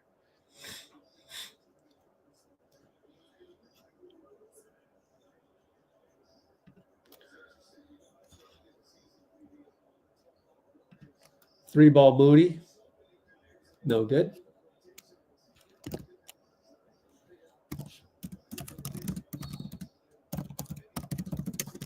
Did Pritchard get a block on the Steph 3?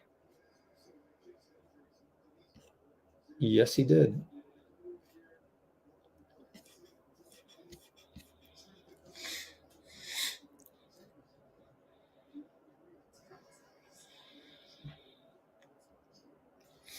Dennis comes in. Kyle Anderson with the UCLA baseball shirt. Man, Pajemski's missed 12 games. Whew. It's like 3 weeks of games or 4. Buddy Hield. Oh, knocks it away from Jaylen, but Jaylen hustles and gets it. He wants the ISO Buddy. Everybody go away. Crossover 2 times. Fake fadeaway, and then goes forward for a jumper. Burns Buddy. Whew. Quentin Post is in the game. Yay. Let's go, Post. Moody gets to the nail. Finds Post. 2-ball. Good. Swish. Quentin Post.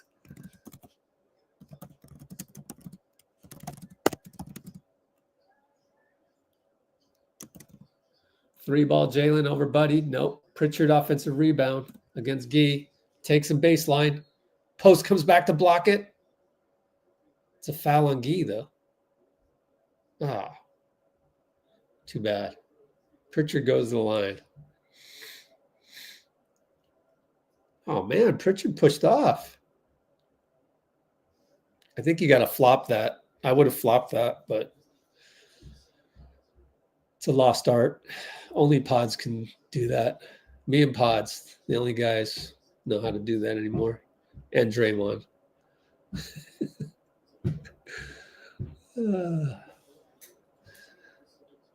Down by 33, going on 34. Pritchard does not miss. Dennis brings it up. We got like, what, 50 seconds left? Yeah. Set a pick for Buddy. Nope. Go to Quentin. Look at the basket, Quentin. Gets it back to Dennis. Gets it to Buddy. Back to Dennis. Fakes the three. Out to Buddy. Make one. He made it. Good job, Buddy. Finally.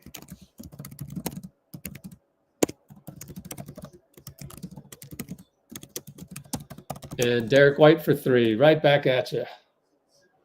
Ouch.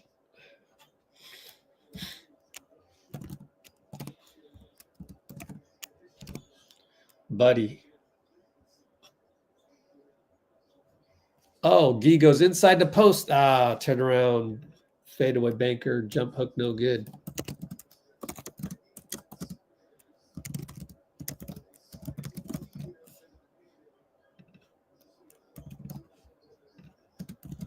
Pritchard drives the lane. Kick it to Al Horford. Too long. And buzzer sounds. That's it for the third quarter. 97-63. End of Q3.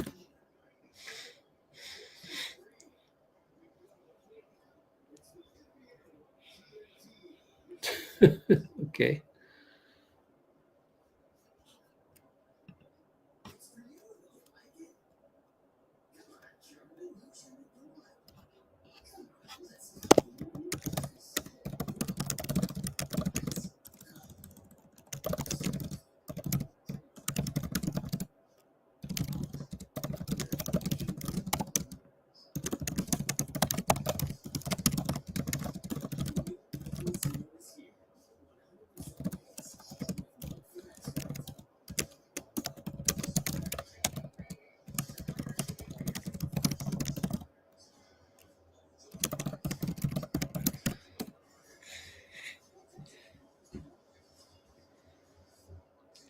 Yeah, we don't have our full squad. Yep.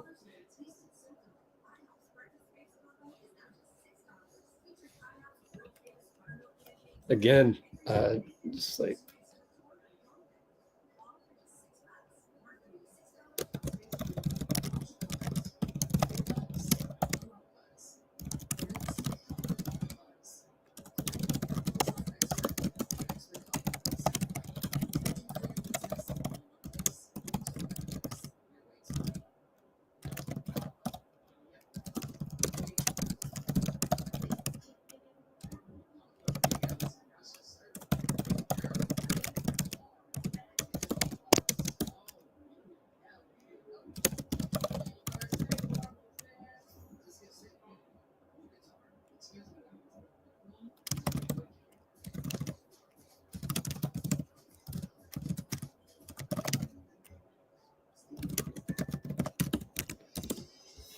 again, there's some things in the NBA, in basketball itself, where you can't do it like you can't do this like an NBA 2K video game. You're not throwing Quinton Post in there early against KP. And I don't really know how to explain that other than there's locker room dynamics going on. I've never seen an NBA coach just throw a guy in there like that. It just doesn't happen. Never seen it. Never. You'd have to have injuries to Trace and Looney. So you can't do that. You'd like to do that as a fan, but do you want to be peanut gallery? Or do you want Let's Go Warriors to give you the real? I'm here to give you the real what basketball is. I probably wouldn't do that on my AAU team. Right, Dubs? We got an AAU coach in the audience. Dubs Johnson, chime in on that. Like, would you go past your 2 regular centers to bring in the guy that hardly ever plays just because you know you're going to lose by 30 and he can shoot a 3 and the other 2 can't? It's not humanly possible. You can't do that in the dynamics of actual NBA egos. There's no way. Now, if you think otherwise, okay, then I tried, man. But you are never going to see that. Just stick around for a few more years and be aware of that and watch NBA games. You're never going to see that. And therefore, I can't help you. Quentin Post gets a 3 off. No good. I mean, they're going to come in for garbage time. That's the only time they're going to come in. Whoever it is, whatever level, AAU level, same thing. The only difference is NBA 2K and fandom from the peanut gallery, which I know you guys won't do, but usually the Twitter fingers will blame Steve, which is a shame because there's not one NBA coach that would bring in the 3rd string center who can shoot early ahead of the other 2 guys that have done so much for the franchise already. Come on. Can you please see it that way? Okay, you don't want to see it that way. You don't want to see it that way. It's up to you, man. I tried.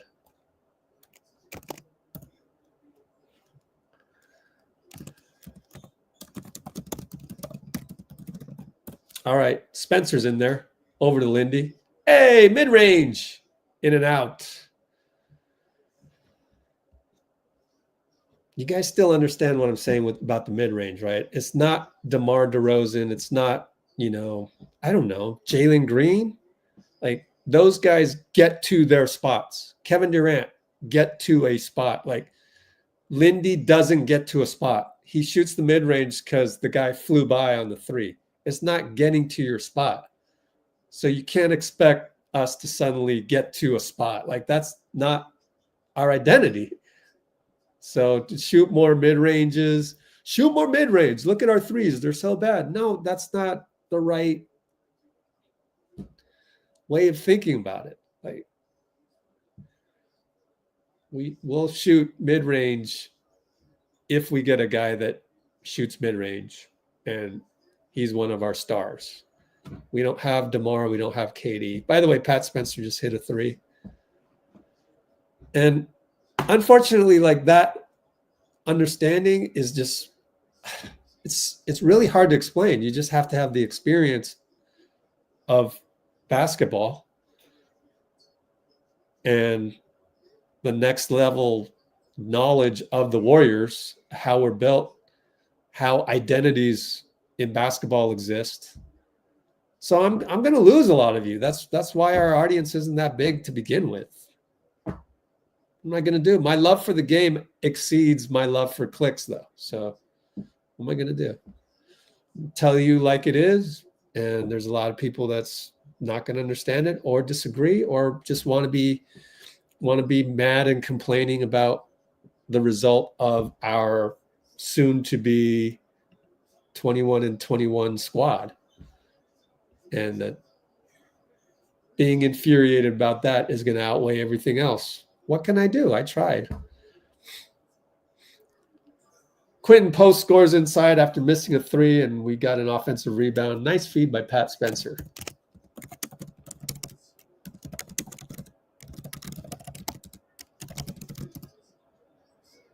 Post gets a block. Kick it out, though. They got an offensive rebound. Sam Hauser does what Sam Hauser does.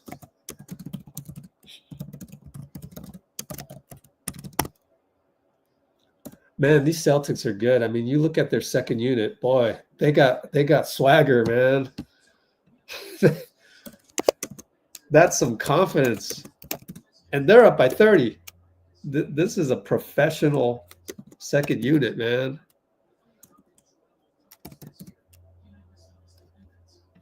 So timeout. I won't even type in the score. It's a 39-point deficit.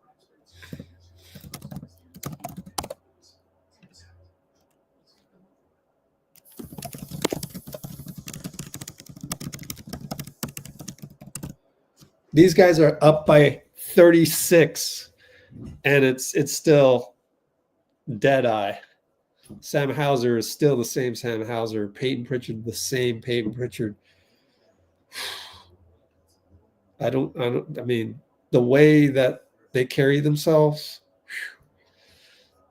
I'll still tune in the Cavs Celtics for sure, but like I still got Boston beating Cavs in 7, maybe 6. But it's only based on today. I only get to see Celtics twice a year.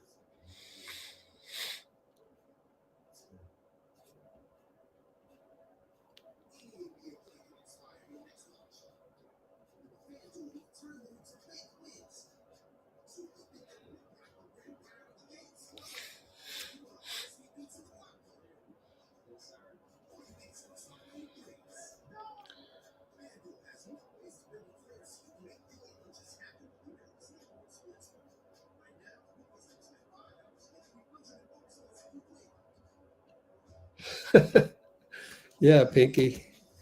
Yeah, it goes the same with Cholo was a little bit bothered by the dude, the limo driver. Let's just call him the limo driver. Is Cholo on here? I can't hit that. No, he's not on here.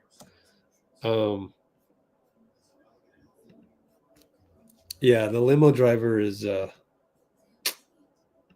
I don't know why I call him the limo driver, but I'm calling him the limo driver. He is he's just way out in left field, and you got to leave those guys to their own devices. It's just kind of like more power to you, man. You go do what you got to do, but we got to do the J.Cole thing. What's the J.Cole thing? Energy is first. You can sit down with somebody for 2 minutes and just exchange a few words and know where that person is vibrationally. If they talk about other people, gossiping, hating, like, all right, this might not go that far. I remember one time I had a moment in the studio where J.Cole was there, and I was just having a bad day, and I started just talking trash. I was talking to my other friend, Teron, and Cole came in the room, and within 2 minutes, he heard what we was talking about, and he got up and left. And I just remember being like, damn. What we say? Why did he do that? Yeah. But then I realized we wasn't on the same frequency. He not on that. Complaining. That kind of conversation does not circulate in higher level rooms. He didn't judge me. He didn't say nothing bad. He sat there, he listened for like a minute, and then he got up and left. Because what happens is when you're high vibrational, most likely, those people are going to bring you down. You're not going to be able to bring them up. All right. Back to action. Got the same old from Iran. Oh, little alley-oop by Pat Spencer, alley-oop layup to Quentin Post. Good minutes by both of those guys. That's all we can glean from this is get more development looks. Hey, 3 seconds on Cornette, man. He got a dunk. No 3-second call.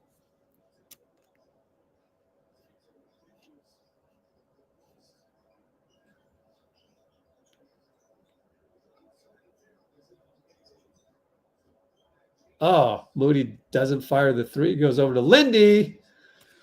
Lindy hitting, but Lindy, you got to hit those against the first unit. All right, whatever. I know it's tough. It's tough to be a regular in the NBA against the defending champs and hit those, but Lindy's slowly getting better little by little. Another alley-oop. Peyton Pritchard probably should get 6-man award. The way he's playing, this guy's a freaking robot. He's a Terminator. Good matchup for Pat Spencer, though, right? Oh, Pat spins. Oh, blocked by Cornette. Man, I'm telling you, man, these second unit guys on Boston, man, jeez, they are just impressive from a basketball standpoint. Those 3, of course, Peyton's now out, but Pritchard, Hauser, and Cornette, they've got swagger, and I have a lot of respect for that. Lindy for 3, nearly a landing spot foul by, I forgot his name, Walsh. 3 ball for Moody on the reload. Nope. We got 6:10 to go. Still a lot of time.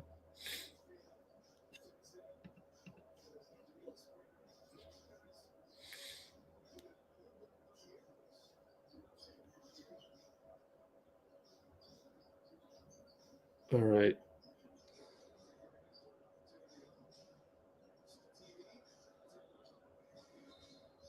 Shot clock violation. Xavier Tillman is still on the squad. Is that Xavier? Oh, yeah. Oh, good for him. Yeah, you better sign that contract. I mean, like, I hate to say it, but guys like him, they don't get paid anymore. Forget about it. Like, you gotta get your vet men, and that's pretty much all you're gonna get. Oh, Spencer smoked the layup. Good play, though. I think he was thinking dunk, then he switched it to layup. Can't get that rebound. Walsh hits a 3. They've got good culture. I mean, Missoula keeps them on their toes.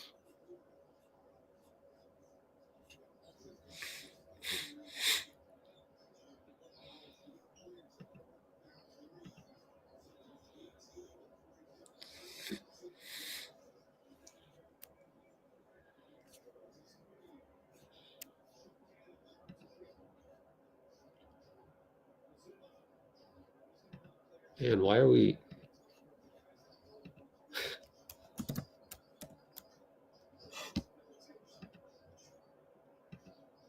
What? What are you guys doing?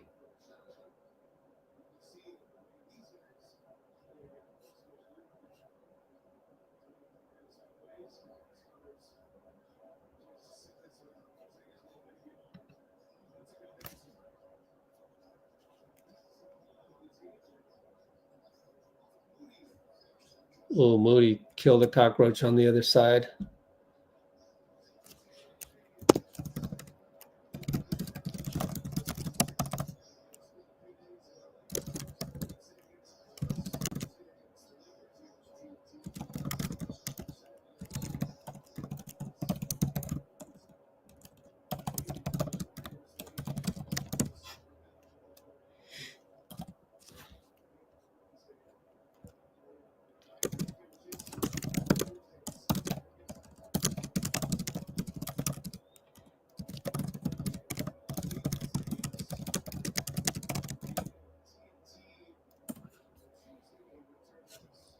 So on the thing where Wiggins used to shoot 2s and this and that, again, I gotta hit that button again. It's just like, this is not our identity. We don't have JK. When we have JK, a lot of things open up, and Wiggins shooting 2s or missing shots or whatever, that doesn't even come into play. That's how good JK is, right? Think of it that way. So, like, how good is JK, you ask? He's so good that we never ask, why doesn't Wiggs shoot more 2s? Like, that's how good JK is, right? So look at it that way.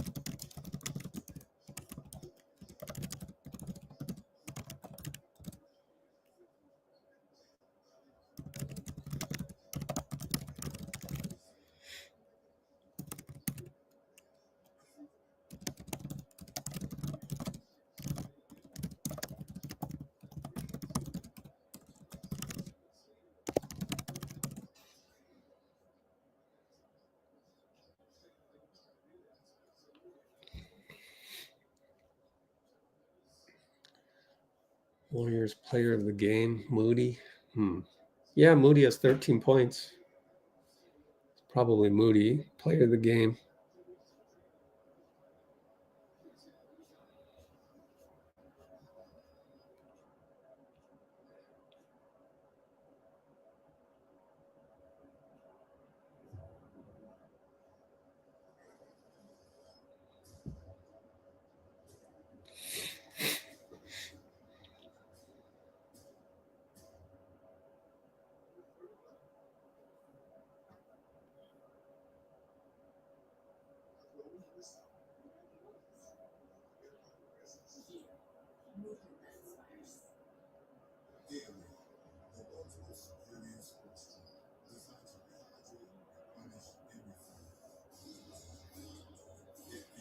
Well, on to the next.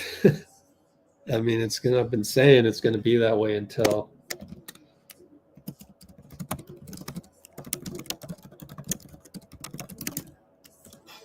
JK gets back.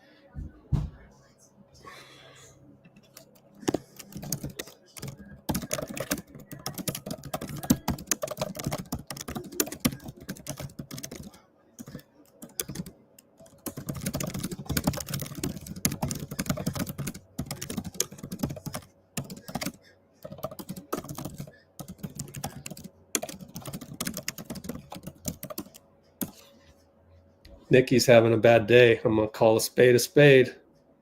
You gotta be careful. It's like everything. Even Jaylen Brown. Why are you hating on Jaylen Brown?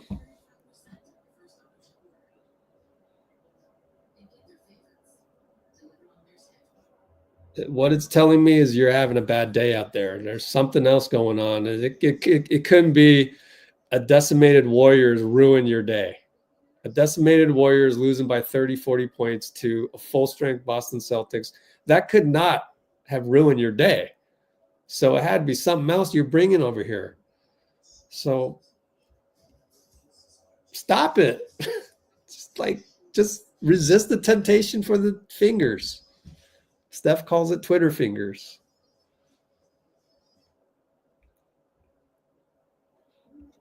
We all go through it.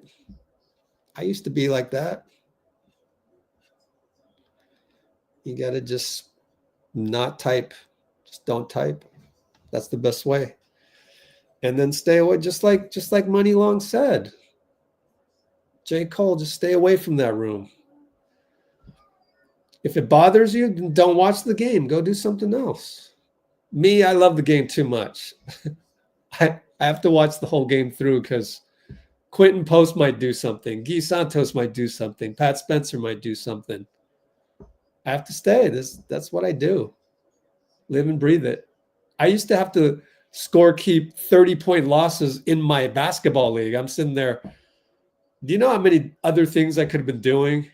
Now, granted, I paid myself, $20 a game to keep that, which is peanuts still for the value I provided with all the stats that I gave. I'm able to keep stats of every stat. It takes a lot of practice, but I figured out a way to do it. You have to have the right score sheet. So think about that. I'm sitting here. I'm not even watching a team that I like. I'm watching two teams going at it, and Santos for 3, catch and shoot. And one of them sucks, and they're losing by 30 in a rec league game. I'm starving. I want dinner. That's way worse than this. I'll take this any day. And here I am. I am taking this on today rather than running my old basketball league, which I don't run anymore. Mainly that was just due to the pandemic and everybody who played in my league became an AAU trainer. By the way, Quentin Post inside out, spray it to Raymond Ritter. Oh, I just talking about Raymond Ritter and the Indiana Steph Curry jersey kid things that I wrote an article on. It's actually in the description. Go check out the link in the description. Guy misses.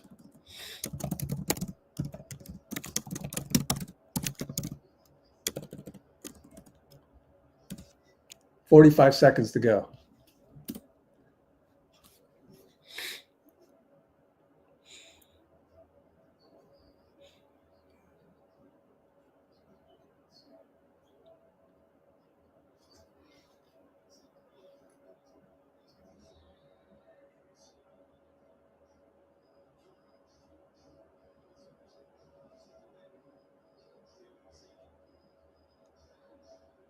Grandma Kitty commercial.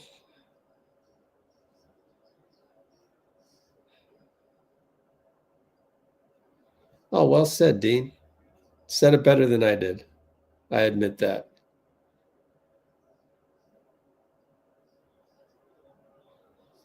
All right, the game is going to mercifully end.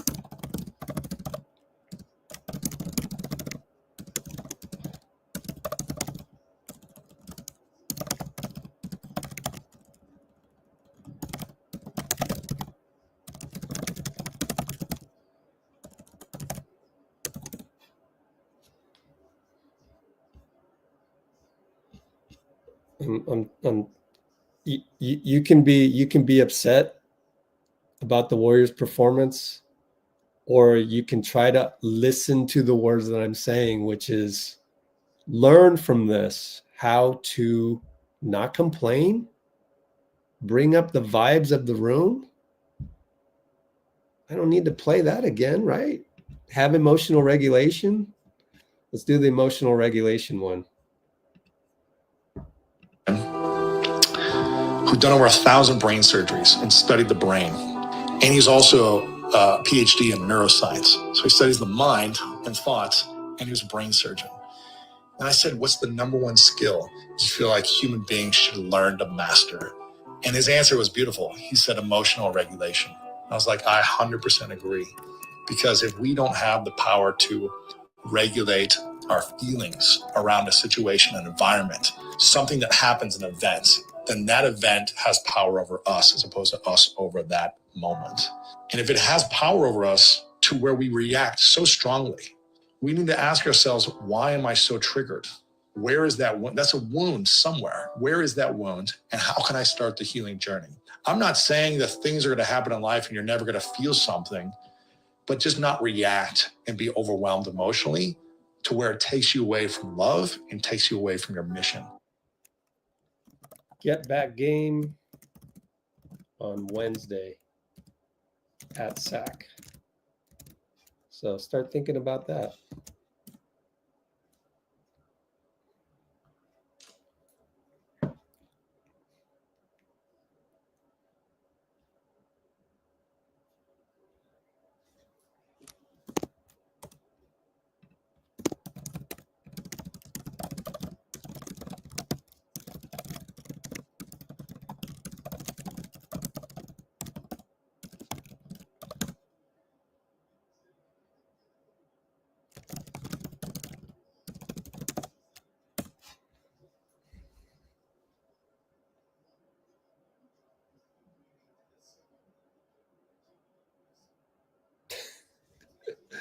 This is funny.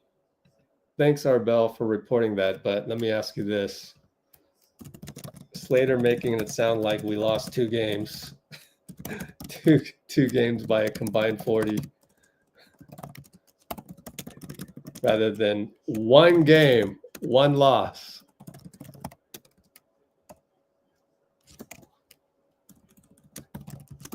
It doesn't matter how much you lose by. I mean, so would it have been better to lose by single digits?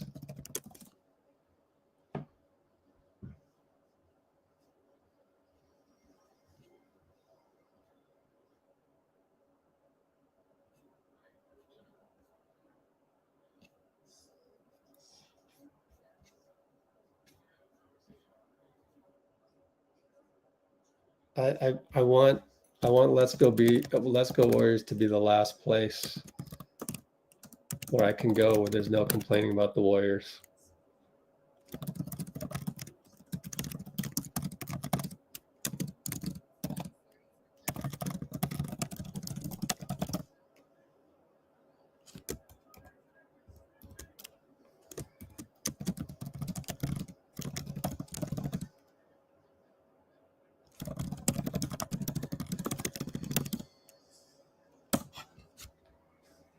That's all. If you're typing in comment after comment saying this is bad, that is bad, well, I did not create the channel for this.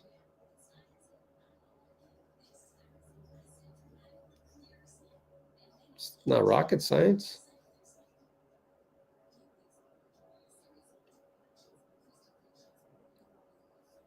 I'm not a woe is me type guy, you know.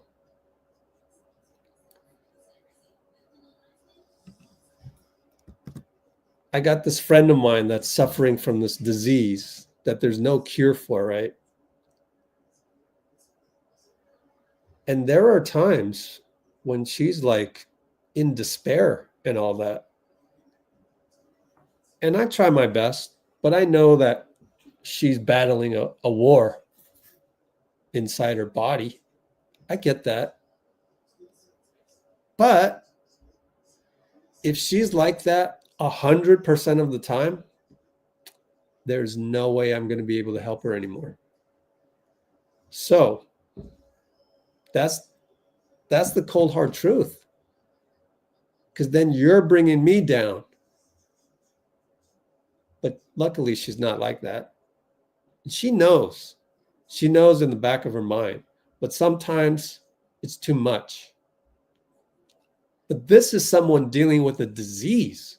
Like internally, organs are inflamed. There's pain. But are you going to try your best and incrementally, slowly get out of that situation? Only way to do that is with positivity. You have to do that because you're not going to, let's fast forward to either her last day on earth or either my last day on earth. We'll probably say goodbye. We probably will because we're friends. But between that last day and today, are you just going to be complaining about stuff all the time? Because if you are, I can't handle it. It's too much. I'm not here for those low vibrational things. I'm here for the gratitude. I'm here for hope, which then leads to love. Because you can't love Buddy Hield if you're complaining that he's this or that, or he's a failure, or this or that. You can't possibly love the fact that of his personality that he's mo fire. It's impossible for you to look at the human side of things because you're caught up in all the things that aren't going right. So, you know, if it ever came to a point where this person that I'm actually going out of my way, do you know why the Discord server isn't up yet? It's because I'm helping this person. You know, a caregiver is like a full-time job.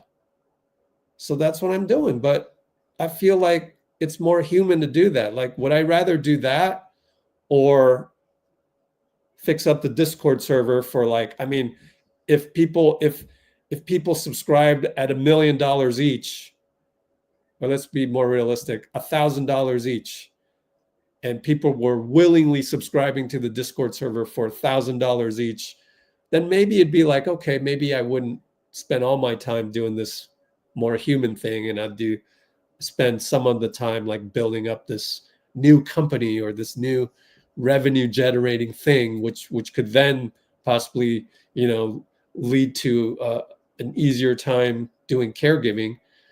For example, I don't know, you know, money can lead to me moving closer to this person so I wouldn't have to drive as far, stuff like that. Like, but me launching the Discord server, it's not really going to change my life as much as helping someone with whom I can help save their life. But if that person is going to be woe is me every single day, I'm not going to be able to do it. I can't just go try to help you and then you're complaining about life, you're complaining how bad it hurts, this and that. At some point it's just too much. I'm falling under the weight of the dark side of the force.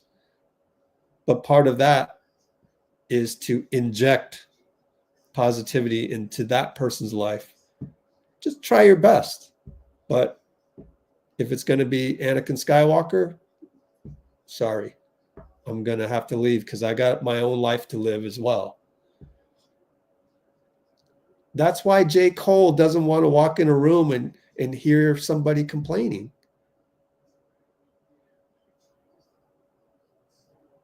And if you're actually paying attention, if you're listening, which honestly, I don't think some of you are, how can you? You say you're having a fabulous day. I doubt that. For some reason, you're in survival mode. You're dealing with something else. Okay. You're in hot and bothered mode. If you're in hot and bothered mode, do you have time to listen to me and try to be humble and try to understand what I'm trying to preach to you? No, that's fine. I understand that.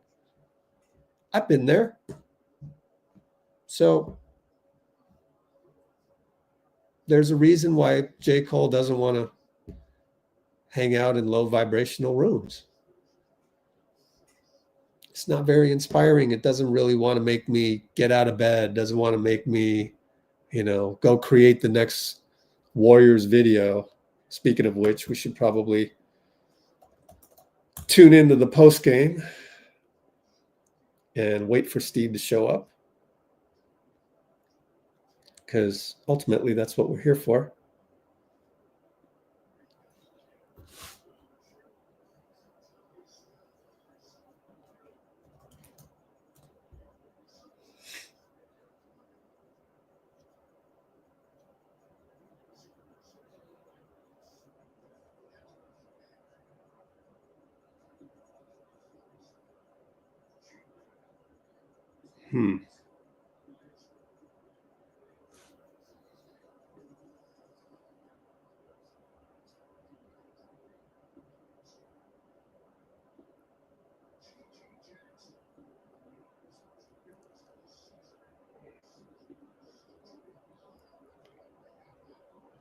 And then you put me in the defensive. So now I've got to go defend Buddy Hield. Now I've got to go defend Steve Kerr. Now I've got to go defend X, Y, and Z. It's just like, it's so tiring. I would like Let's Go Warriors to be a place where I don't have to do that.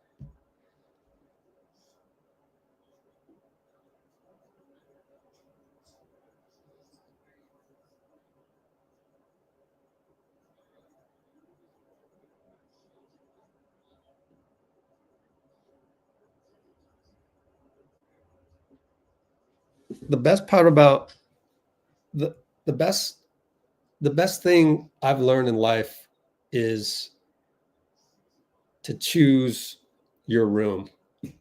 Like,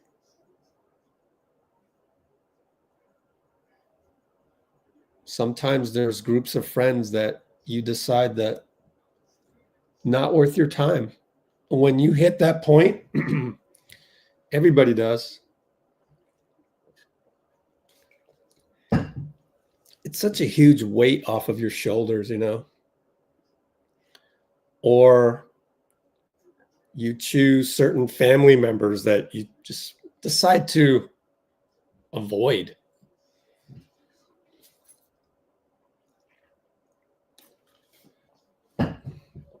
I've gotten to a point where my life only contains people who I know have emotional regulation, aside from you guys and my job, which is Let's Go Warriors. Aside from that, and it didn't come easy. I had to heal my relationship with my dad.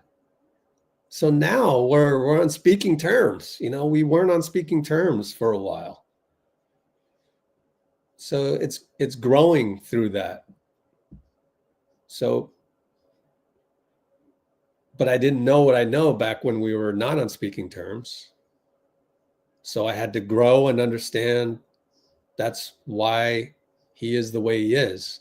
Now, for most people, you're not my blood, you're not my family, so I don't have the investment of time to to really get to know you, to really vibe on that level, and to really say, hey, look, this, that, and the other thing, and to know you to a point where I can accept you for this, that, and the other thing. So when you come into the chat, I don't really know you, but you come into the chat and you type in complaint 1, 2, 3, 4, and 5, like, then I have to go on the defense. And even then, my dad knows not to talk about certain things because it's an impasse. He wants to fire Steve Kerr. That's the part where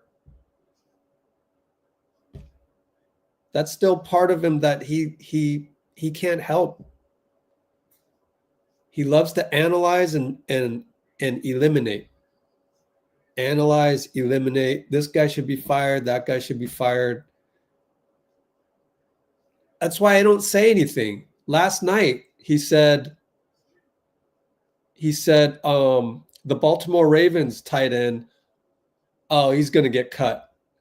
I'm sitting there going, I just let it flow right by me, because I already know he can't help it.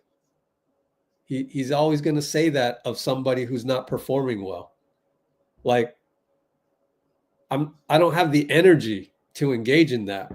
Like, I don't have Andrews, the tight end from Baltimore.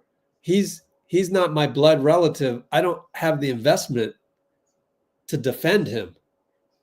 But like, you don't even care about the Baltimore Ravens, and you want to cut the guy. Just like, I'll tell you what's happening, Dad, but he's not ready for this. What's happening is he's dealing with a situation in his heart. He has a heart that's not pumping blood the way it is for you and I. So that stresses him out. So there is something underlying that puts him in a tense situation where it's a random Sunday. The Baltimore Ravens, who we don't care about, we really don't. We're just enjoying football. Great game, by the way. Congratulations, Arbel. And it's like, who's a Bills fan who lives in Hawaii. It's like, we don't really care about the Ravens, and all of a sudden you're going to just throw this tight end under the bus? Like, who? What do you? Why? Like, why would you do that? Well, the elephant in the room is that my dad isn't well. So you let it go. But that's because I know my dad so well, and I accept him for that, love him for that, despite kind of sending bad energy in the room. Now, if he went on a tirade and said, oh, yeah, and, Harbaugh should be fired and blah, blah, blah. Oh, and then Shanahan should be fired, by the way, since we're talking, connected to the Niners and all that, then I would have gone home. There's only so much I can handle. Like, comment here or there, yeah, I can handle that. But you keep going on and on, okay. Now I'm leaving the room. Energy of the room just went down. Steve Kerr is on the podium. Steve, post-game podium. Post-game audio now on. Here we go. Steve Kerr. I don't know what. There's nothing to say, really. We're overmatched. Boston's good. Please come back, JK. That's what I would say. Nah, I wouldn't say that. That wouldn't help the locker room either.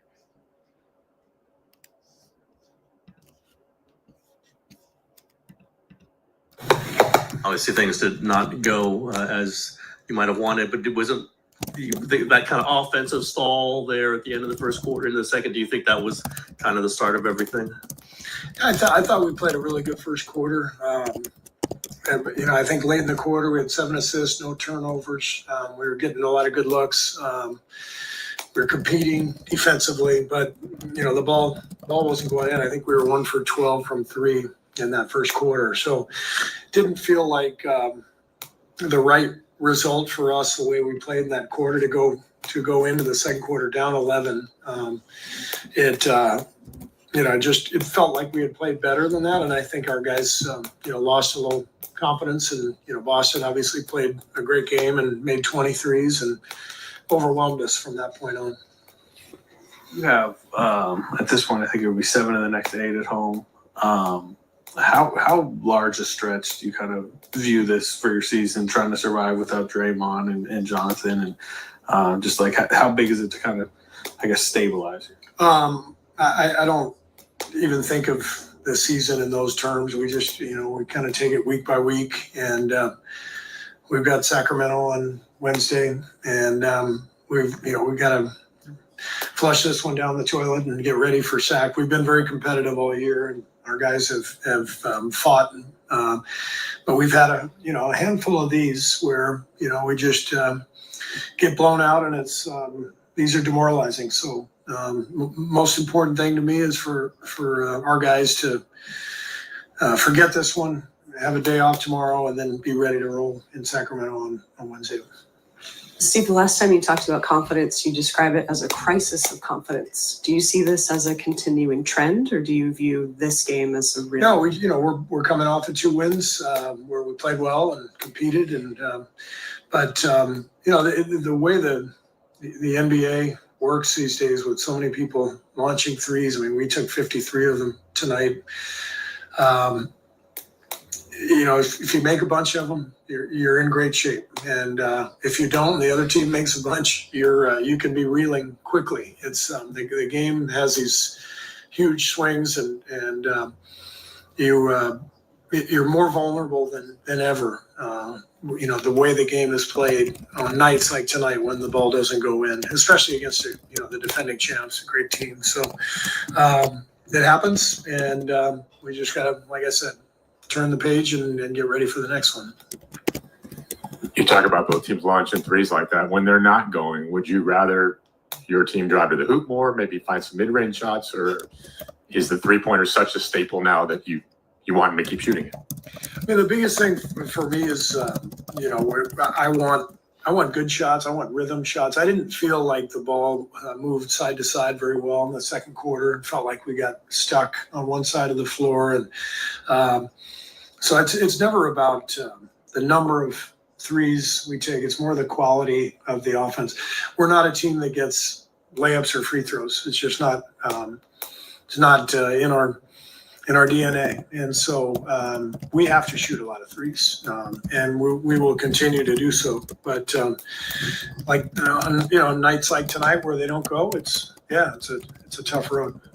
You mentioned that you probably did more pick and rolls against the Wizards than you had all season. I might be wrong, but it didn't seem to be as much involvement in the pick and roll tonight. Was there, with the way Boston was playing you, or Boston's personnel, that it just wasn't a pick and roll? Maybe. Yeah, it's tough to run a lot of pick and roll against them because they have such a switchable lineup. So you get into ball screens, they switch. They've got size, at every position, and they're able to thwart that initial advantage that you can gain from running pick and roll. So you try to get the ball moving. You try to play with pace. I think we only had 2 fast break points for the whole night, and so we couldn't get any pace or any rhythm to the game. Andrew's been playing so well, and it seemed like Dennis had been finding his groove a little bit. What felt different about them tonight? Obviously, without Draymond and Jonathan, it seems like you very much need those 2 guys to. Yeah, I mean, they both had tough nights. It happens. Like I said, I didn't think the ball moved very well in the second quarter, and we got a little stagnant. And I think, that was where the game started to go south for us offensively. It's not a new question, but obviously Steph was working incredibly hard just to try to get a shot with maybe some of the guys who were not shooting it real well, maybe not wanting to shoot it that much. As you watch Steph go through this at the heart of a season, do you begin to worry about where this is headed for him just physically? Not any more than just what's actually real. He'll be 37 in a few weeks, I believe, and he's got a lot of mileage, and we're trying to manage his minutes as best we can. And there's nothing injury-wise that I'm worried about. So we are where we are, and we're fighting every night, and we're obviously relying on him heavily, but we're also doing everything we can to manage his fight against Father Time. I know this is probably a Rick question, but he said he'd like to get to the point where he can play back-to-backs. You got this back-to-back coming home, road home. Would you think there's a chance that he's playing in both those games? There's definitely a chance. He's like I said, he'll have tomorrow off. The whole team will have tomorrow off, and we'll see how he's doing after that Sacramento game. And hopefully he's healthy and ready to go, and Rick gives him the okay. So there's a chance, but we don't know. It's kind of a game-to-game thing. Yeah, I anticipate. I don't see any reason why he wouldn't. Yeah. Thank you.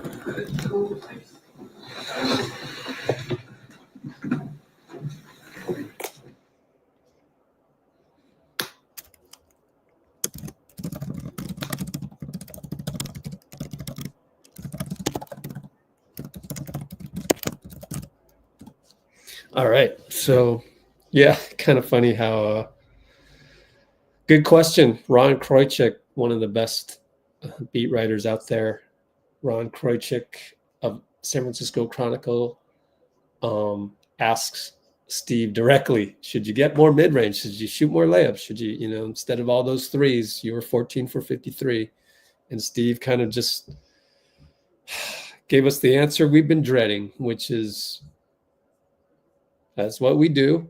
And we don't really shoot layups or free throws. We're not built like that. Speaking of being built like that, I think Mike Dunleavy actually did a tremendous job. He got Melton on the squad, and everything flowed after Melton. All the dominoes fell in the right place. Even Buddy Hield. And that's what you get with the starting two guard that can handle the ball, hit a three in your face. How many threes did Melton hit in a guy's face in the 6 preseason games and 6 regular season games? We only got him for 12 games total, but he was tremendous. And for that identity to instantly go away the moment he got injured, that sucks. That's not Mike Dunleavy's fault. And then the other thing is with so then our identity changed. And then we struggled because we needed a new identity. The identity that emerged was JK is actually the number 2. People talking about, oh, Steph needs a number 2. I mean, it's pretty clear when you look at the game plan. You go with start Steph, bring JK off the bench. Steph goes to the bench. At that point, you're running things for JK to get him downhill. Took him a while to get there. I think the coaching staff is always slow to turn the cargo ship. Okay, so, all right, finally got there. 2 beautiful games by JK before he gets injured, which were him doing things like getting to the nail, spraying out the ball, getting to the hoop, 3 guys converge, spray to the corner. That was an element of his game I did not know he had. And then he gets injured, lands on his ankle against Memphis. He had 13, 2 and 2 up until that point, which was around halftime, wasn't it? Double that. He would have had 26, 4 and 4 in that game, right? Like, that's another 20-point game, multiple assists, multiple rebound game. So he was on a heater, and then we lose him. And so now, once again, it's try to find your identity. And we don't have an identity. Or the one that we have is just not very good without Pods, without Draymond. So, yeah, it's good to look back and go, yeah, we had a good run. But I actually think Dunleavy did a great job this year in that this roster was really built well. But Melton got hurt. And I think I like Melton. It's one interpretation of all the complaining that I have, which is probably the wrong interpretation. interpretation is probably that they're just complaining. But through all the complaining about this and that, and Dunleavy hasn't done a good job, and all these, all our draft picks have sucked. It's like, well, I totally disagree. Like, I just totally disagree with that. I think Dunleavy did a tremendous job of getting Melton. So therefore, I'm thinking, all right, then you didn't value Melton as much as I did. Because when I see Melton out there, I see him, he's like stealing the ball on the point of attack. He's stealing the ball on the point of attack. Not many guys in the NBA can do that, okay? Who can do that? Like D.White? There's not a large list of guys that can steal the ball at the point of attack. Wiggins cannot do that. He can steal the ball after the point of attack, right? These things I was seeing from Melton was blowing my mind. It was like, how is this guy only getting non-taxpayer mid-level? Well, the reason why is because he was injured before. So, and, other than chronically injured type guys, I don't know if you can call Melton chronically injured, but like Zion, Paul George, maybe. Has he been chronically? I don't know. But those, yeah, you can blame the GM for signing chronically injured type guys. I don't think Melton falls into that category. I think Melton was just a solid pickup, and he got injured on an injury that wasn't related to the previous injury, which was his back. So.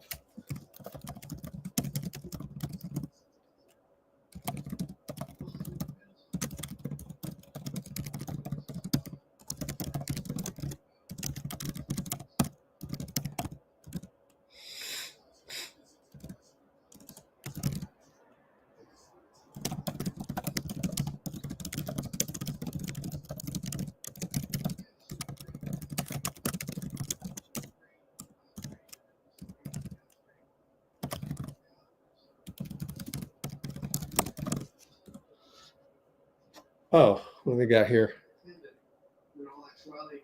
Calf strain.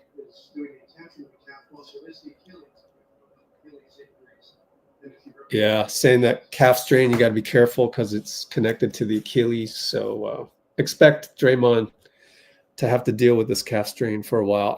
The crazy thing is I had a calf strain the moment I tried to go to the basketball gym all the time after not doing that for a long time.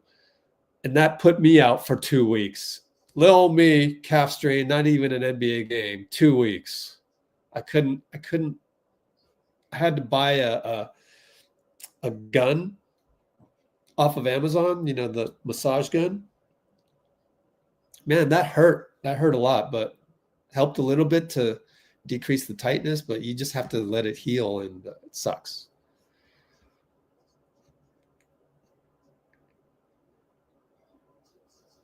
I know. Now it gets to the Commanders.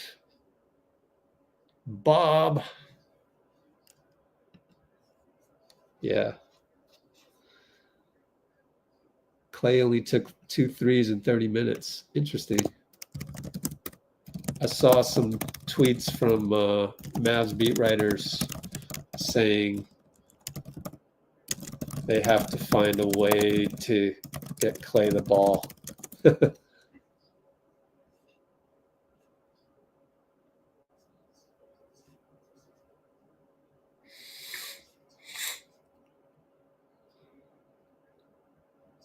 Man. Yeah, 2019 Rockets. Warriors highest seems to be 50. Thanks for looking that up for Robbie. Good question, Robbie. Oh, what else is going on? Terrence Mann. What happened? He barely plays now. What happened to Terrence Mann? Oh, gets twos, mid-range.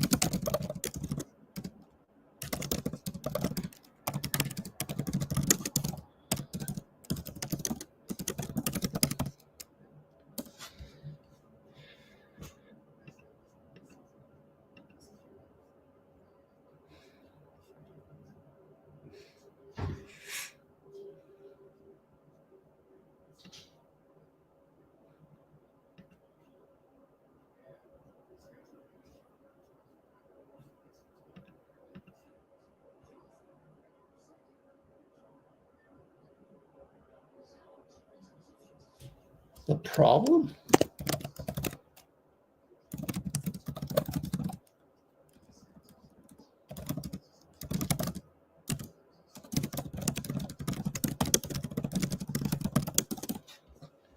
Oh boy, here we go again.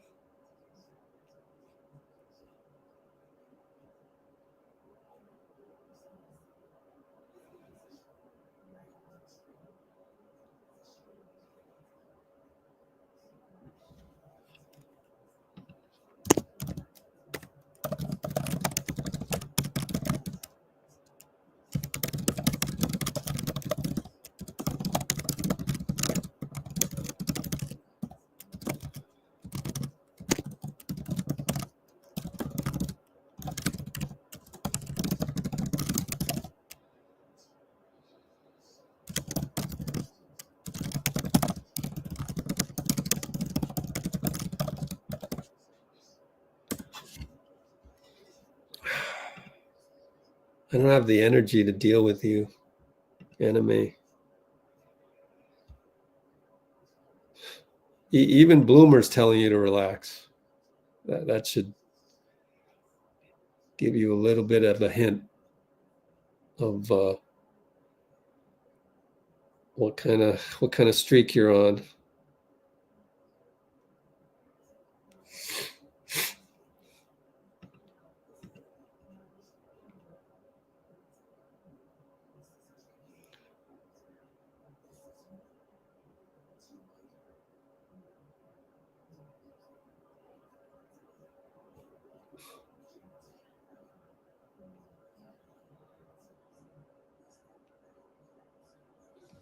Man.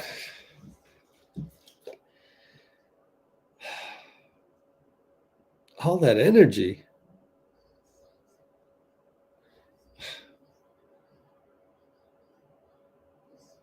You're spending your life force on stuff that's really like, what's the point? Spending your life force on complaining about this, complaining about that. First of all, it's not humble at all. Like,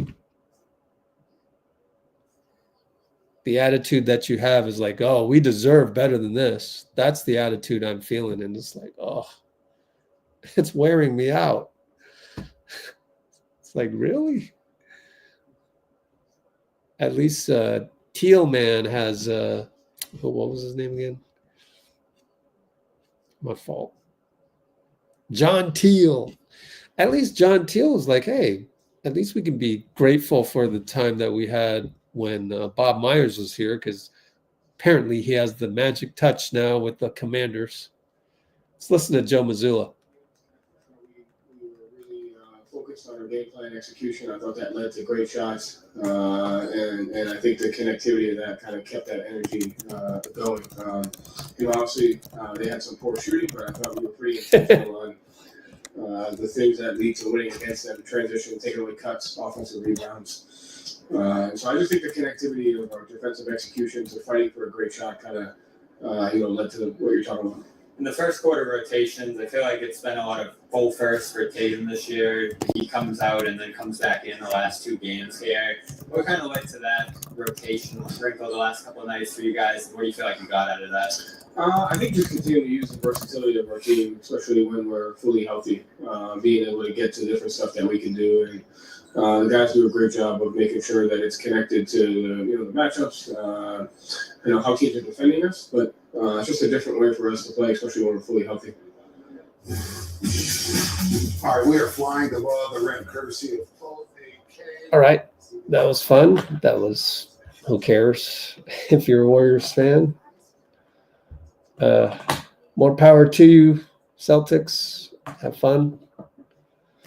The one thing you can never take away from us is that 2022 championship. You can say whatever you want. You can beat us by 60, beat us by 40.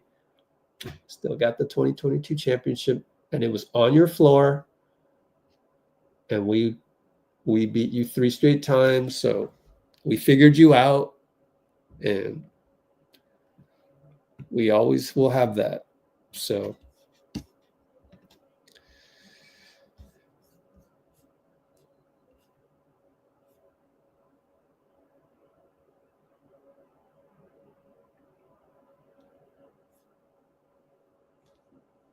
Oh, Dennis Schroder?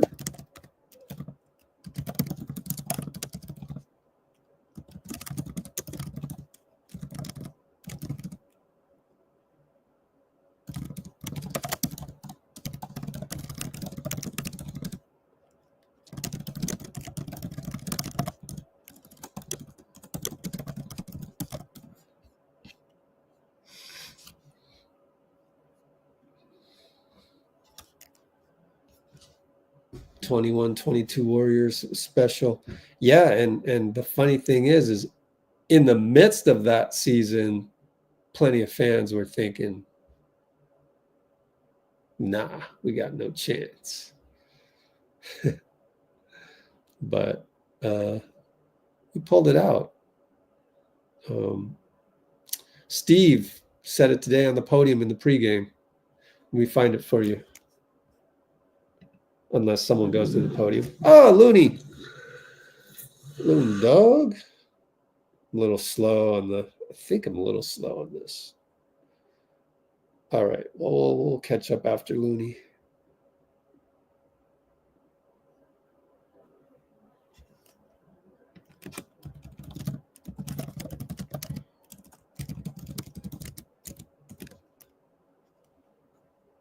Here's Looney.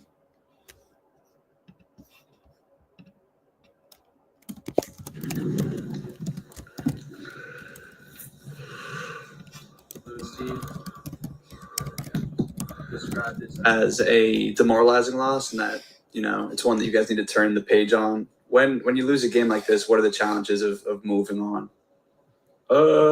Just the noise, outside noise, and just the confidence. When you be like that in a kind of a primetime game on TV, is you got to bounce back, get your confidence back, realize that no, that's not the team that you are. That you're better than that. So just confidence, and then blocking out the outside noise, and just finding yourself and see where you can get better and hold yourself accountable. Steve, like the ball movement for the most part in the first quarter, but mentioned that it stagnated a little bit in the second half. What changed, or in the second quarter rather? What changed in the second quarter? Was it something they were doing defensively, or something that you guys changed offensively? I think it was a little bit of both. They were switching everything. They was being real physical with us, and I think also he wasn't getting as many stops, so we had to play more in the half court. So when we had to play in the half court, a pretty good team, great defensive team. So we kind of just slowed down. So we talk about playing with pace all the time. Now I think the second quarter we wasn't getting stops and we weren't able to push the ball like that. Kavan, you guys have a lot of outside noise all the time around this team, and with the All-Star game coming up, you're going to have a lot of people scrutinizing the team coming in to town. I'm just wondering, how do you shut out the outside noise? It's part of the job. It's what we signed up for. You just got to focus on how you can be better, how you can improve. We're a tight-knit group.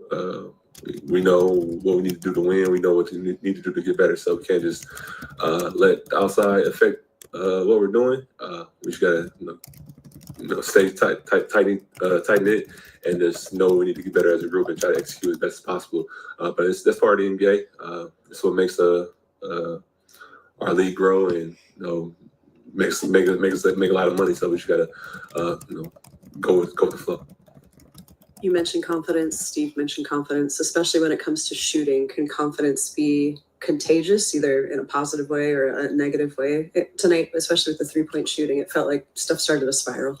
It definitely can, but we can't play basketball that way. We can't let our shots affect the way we compete. We talk about that all year. It's going to be halves where you don't make shots. It's tough to win that way, but you still got to play hard. You still got to compete. You still got to bring a certain level of energy to win games, and that can't depend on whether you make shots or not. Because if you depend on that, it's going to be a lot of games where you're going to lose. But if you can depend on your execution, depend on your physicality, depend on your energy and your team principles, you should be able to compete and be in close games. As good as Boston is, was it kind of jarring or unsettling to have a game that uncompetitive, considering you guys had won 2 in a row? It seemed like you had found a little bit of your footing the last couple games.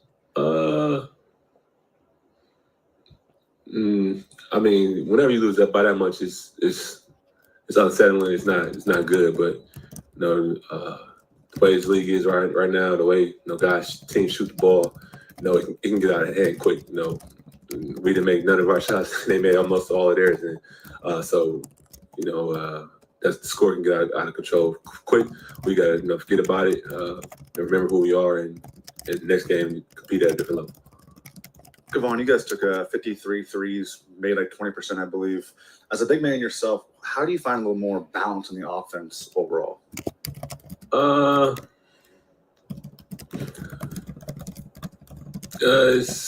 think those are the shots we kind of wanted. Especially when you get down early, you kind of trying to catch back up. You trying to get the three ball in. Hopefully we try to cut leads down and try to go on a run that way.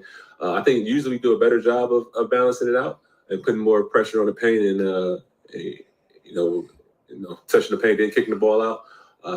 Once we got down, I think we kind of we try to take shots, try to get back in the game. But for us, our offense, we want to shoot a lot of threes, we want to play fast and put pressure on the rim. So we're gonna have games like that. Just hopefully we make more shots. On this is our first kind of extended look at Quentin Post. You practice against him. It looks like he's got an outside shot. Got some offense. What do you like about him? What how would you describe his game? He's definitely a stretch big. He can make shots. He has a mean streak with him. He's a guy that can get down there and he's mixed it up. He's not scared to be physical. He's 7 foot plus. So I think he'll have a long career in this league. Once he finds his niche, finds his role. I think down in Santa Cruz, he's shown he can score the ball. He's shown that he can rebound the ball. So it's just about him getting reps and really learning how to play at this level. But I think he has a bright future. For you guys, every time I see you guys play the Celtics, I think of June 2022. How long ago does that seem to you? Seems like an eternity ago. We done had a lot of different iterations of the team since then. Each season brings on a new challenge, and so that year seems further and further away. But hopefully we can get back to that feeling and being a champion. So we've got a long way to go, but we still got to remember those times so you can know what you're really shooting for.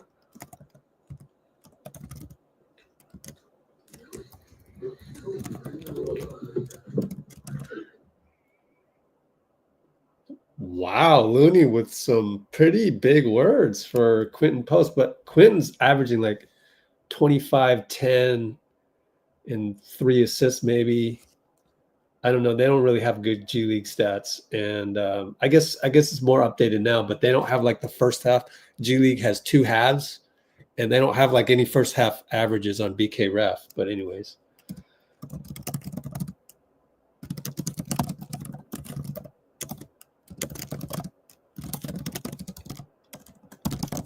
think about it.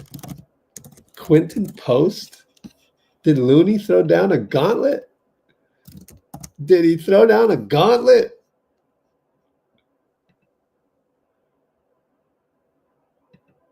Huh. Let's see. Did Looney throw down a gauntlet? Ray Quentin Post just now.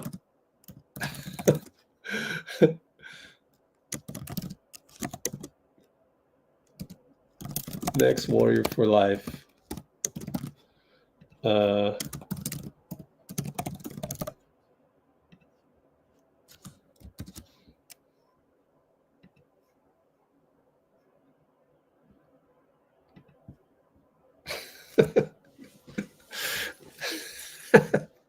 You like that? You like that poll? Did Looney throw down? If you're on Instagram, go vote on YouTube. Did Looney throw down a gauntlet for Quentin Post? Wow, he just said I think he's going to have a long career. Well, then if he's going to have a long career, then dude, then let's get this 3-point shooting 7-foot dude. Let's get him in there by next year. I get it. It takes time. You can't just throw him into the fire like this. Even Quentin Post himself said he's not ready. Not in so many words, but this one. Don't forget, okay? So Q Post says he still has nerves. So that's going to be an issue. But, you know.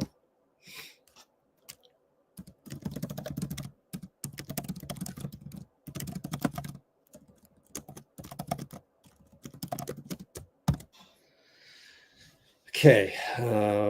Let's look up his stats. BK Ref. Quentin. Where's their G League stats?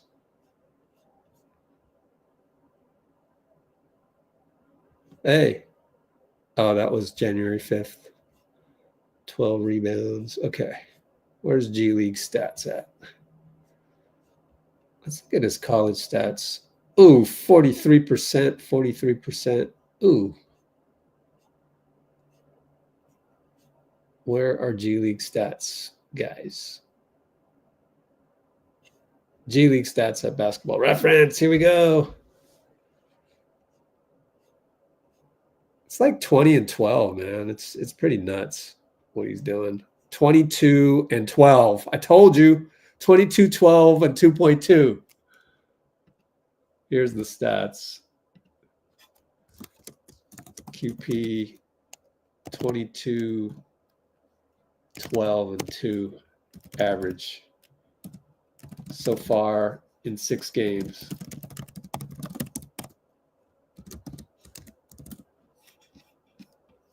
Now, do you want to change your poll answer there? I saw a few calm down Rich votes. You want to change them now? 22 points. Let's see the threes. 3 for 7 on threes.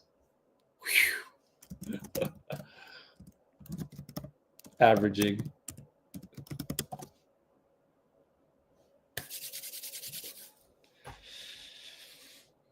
But like he said, he's got nerves still. If you've got nerves out there, that's a confidence issue, and you just work through it. That's fine. Just get a full season of G League under your belt. You're ahead of schedule. You're 22, 12, and 2. That's ahead of schedule. That's ahead of schedule. So you just keep doing that. Keep doing that. And we'll see you next year.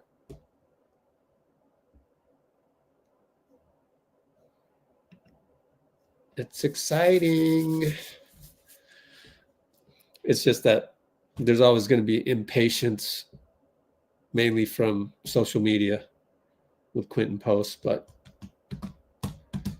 just having him be a stretch 5 for next year is like, that's pretty fun to think about. So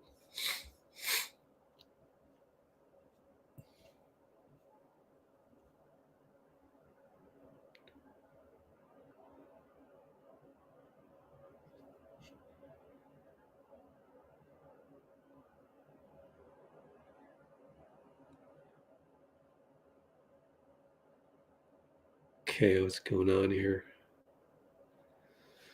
Yep, Wednesday is a big game against Sac, man. Like, oh, that's a get back game. Wednesday's a get back game. We gotta stick it to them because they stuck it to us, especially Malik Monk, man. We made Malik Monk look like an all-star, like perennial all-star.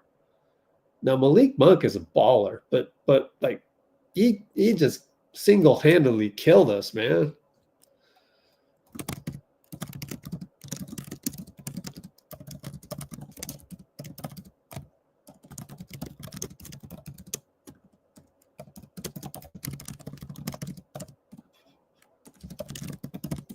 We got to get him back.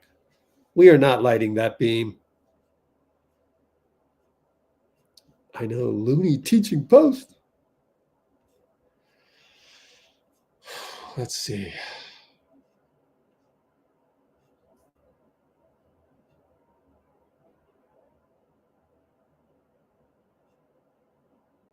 Yeah. Get over those nerves, Q Post.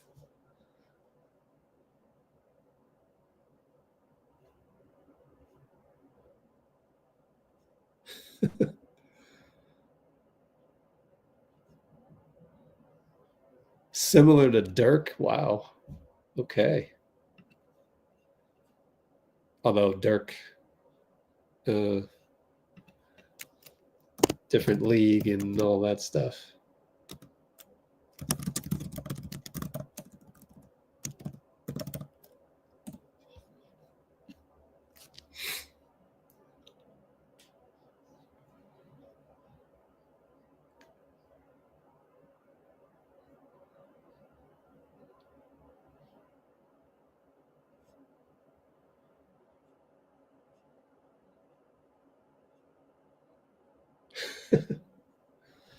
Wait, no, I think, no.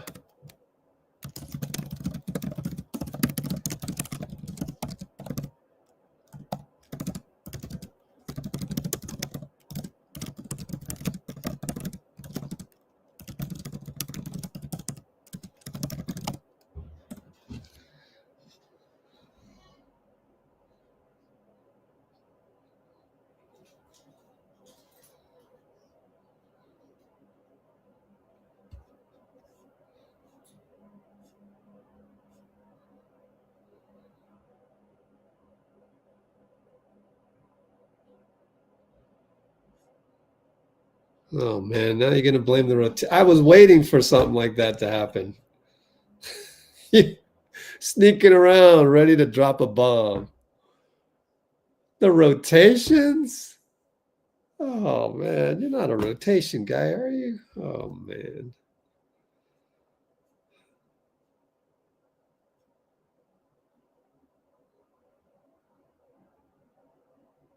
Who are you rotating? You're gonna rotate?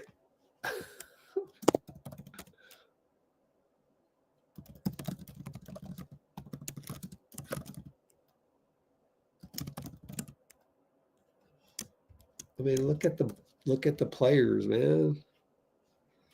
We're injured.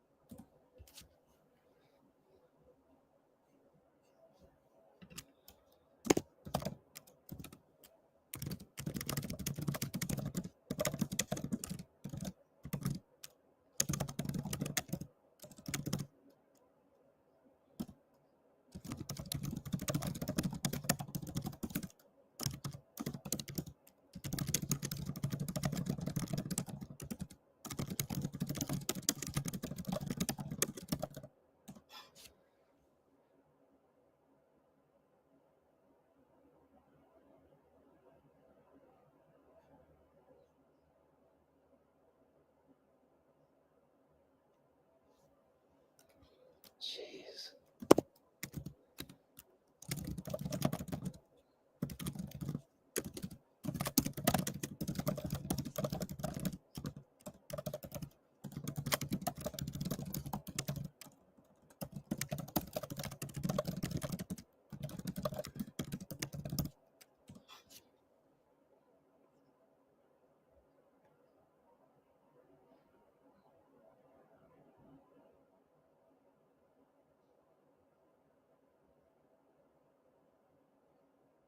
Huh? I don't even know what's going on here.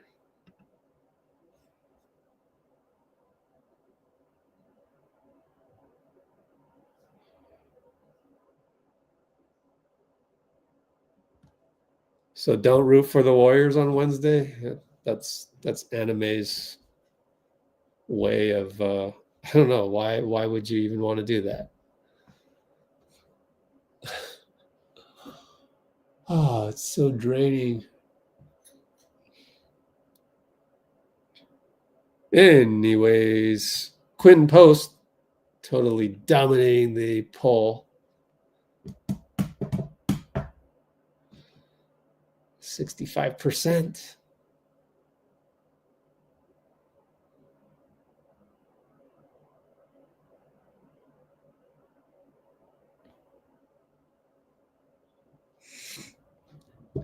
Just waiting for another podium guy to come up to the podium and get this coverage over with. I said it was going to go 4 hours, but we're 50 minutes away from 4 hours. So, you know, that's what happens in a 40-point blowout. The game kind of ends sooner than a usual game.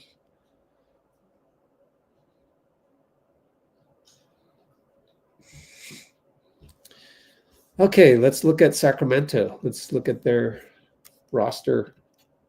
Malik Monk. Let's look at their rotation for the last game they played, which was Washington last night. Beat them by 23. By the way, Sacramento is now 22-20. 2 games ahead of us at 500.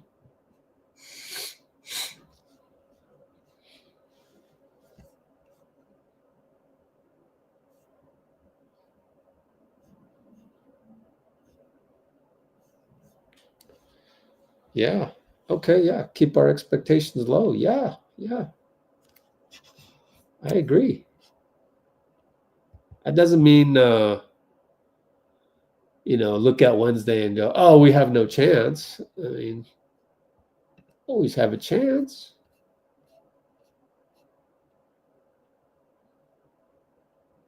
Let's see, who did we start again today? We started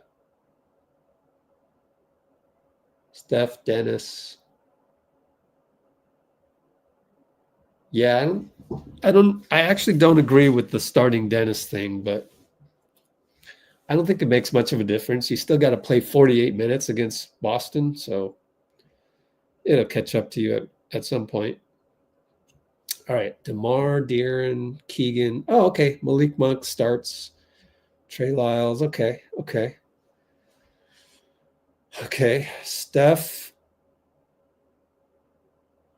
on Keegan. Is that what we're going with? I can't remember. Probably going to need Dennis to play defense, though. That's why you play Dennis, because of the defense. Oh, that's the problem. And when we had Melton, you would just play Melton because he can play defense and offense.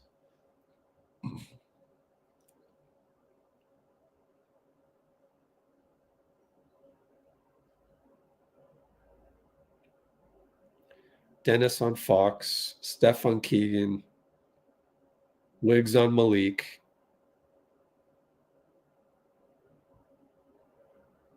Who did we start today? Shoot. I know where to look. Bobby Manning posted it earlier.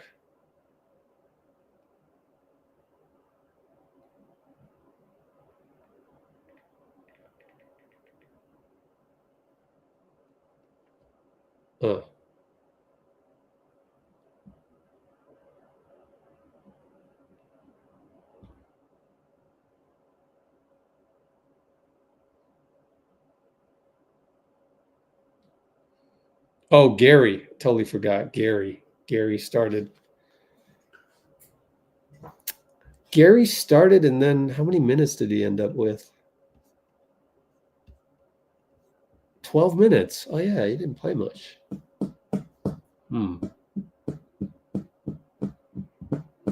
I want to start Gee. That's just me. Let's figure it out. End the poll. Congratulations. We are all in for, not all in. We are rooting for Quentin Post. Thank you, Looney, for giving us a vision of the future. Quentin Post. But new poll. Who's your starters versus Sack? Who has Fox, Monk, Keegan,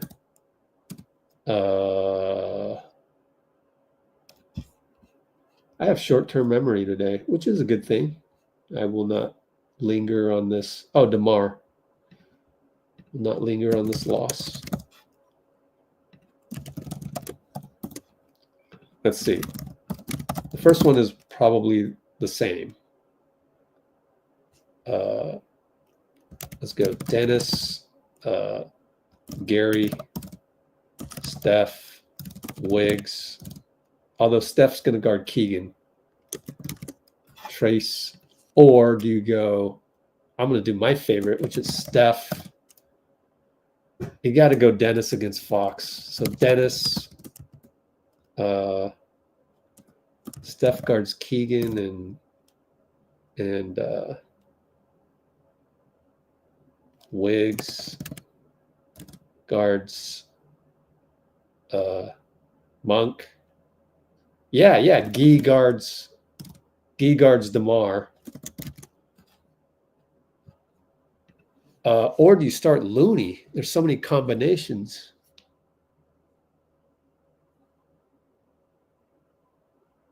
I think we're probably gonna. I don't know. Would you start Looney? That's a separate question.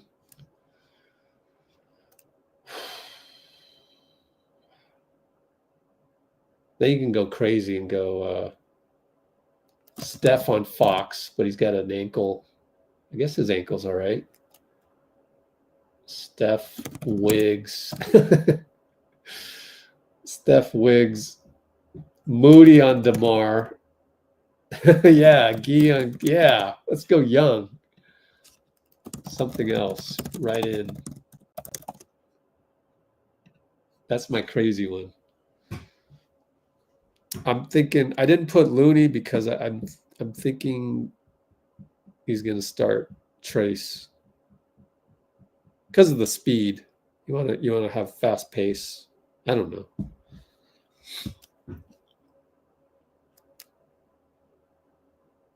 Oh, I forgot to put, instead of Guy, Mo. Oh, well. Michael Wiggs. Yeah, Arbel. Oh, yeah, it's true. Wiggs' wife tweeted.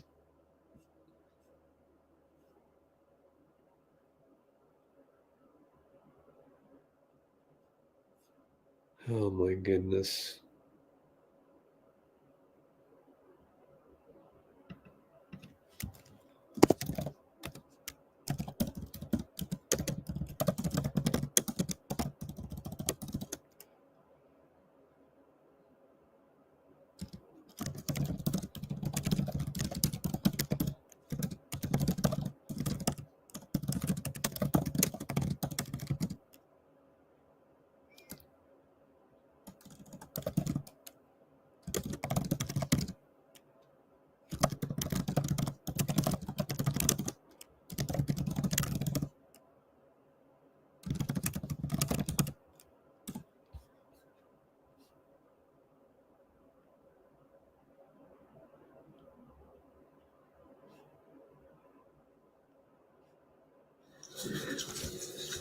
Wardell. We got Wardell. I forgot to fast forward to be live, so we're actually probably really behind, but oh well.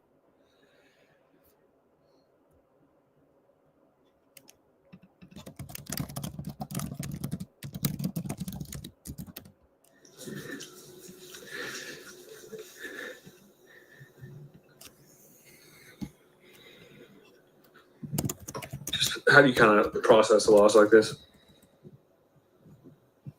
I have no idea. It's just a tough one from the end of the first quarter through the rest of the game. Thought we came out with pretty good life and energy. Big part of our season has been when we can't score, we lose spirit, we lose life, we lose competitiveness. You can get away with it against some teams, against the defending champs. It's not a good formula for success. How does this team stay afloat the next week or week plus without Draymond and Kuminga? Next man up mentality. Everybody who steps foot on the floor got to be able to perform. Bring a spirit of you belong and do it together as a unit. Didn't happen tonight. We obviously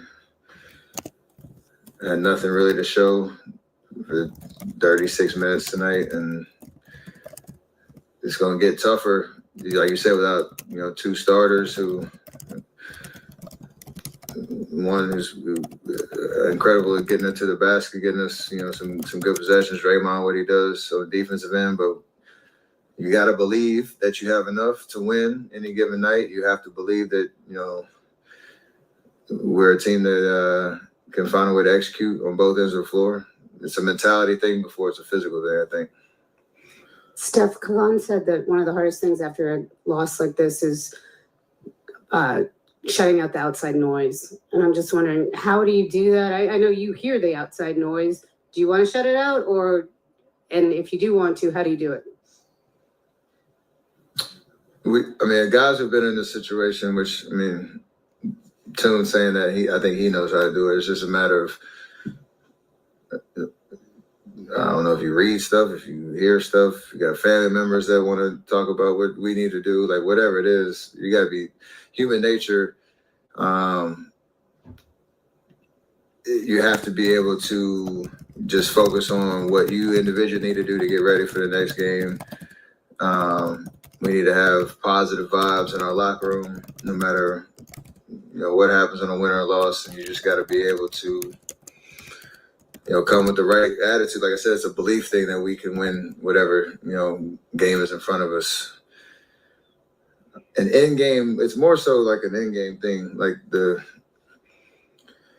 if doubt creeps in, or if a mindset that you're not supposed to be on the floor. You're a team that's just unbeatable. Like, I don't know what it could be, what it is. You have to be able to just focus on what we need to do, and hope it works out.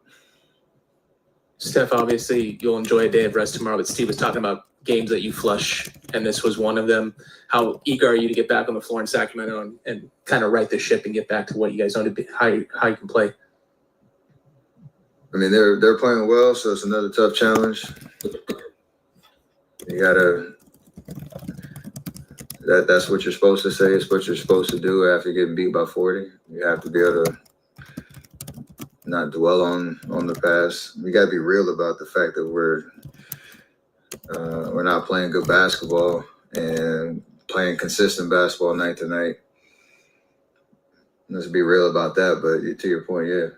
Nobody wants to sulk or have their head down, come shoot around on Wednesday morning and be ready to play against another good team.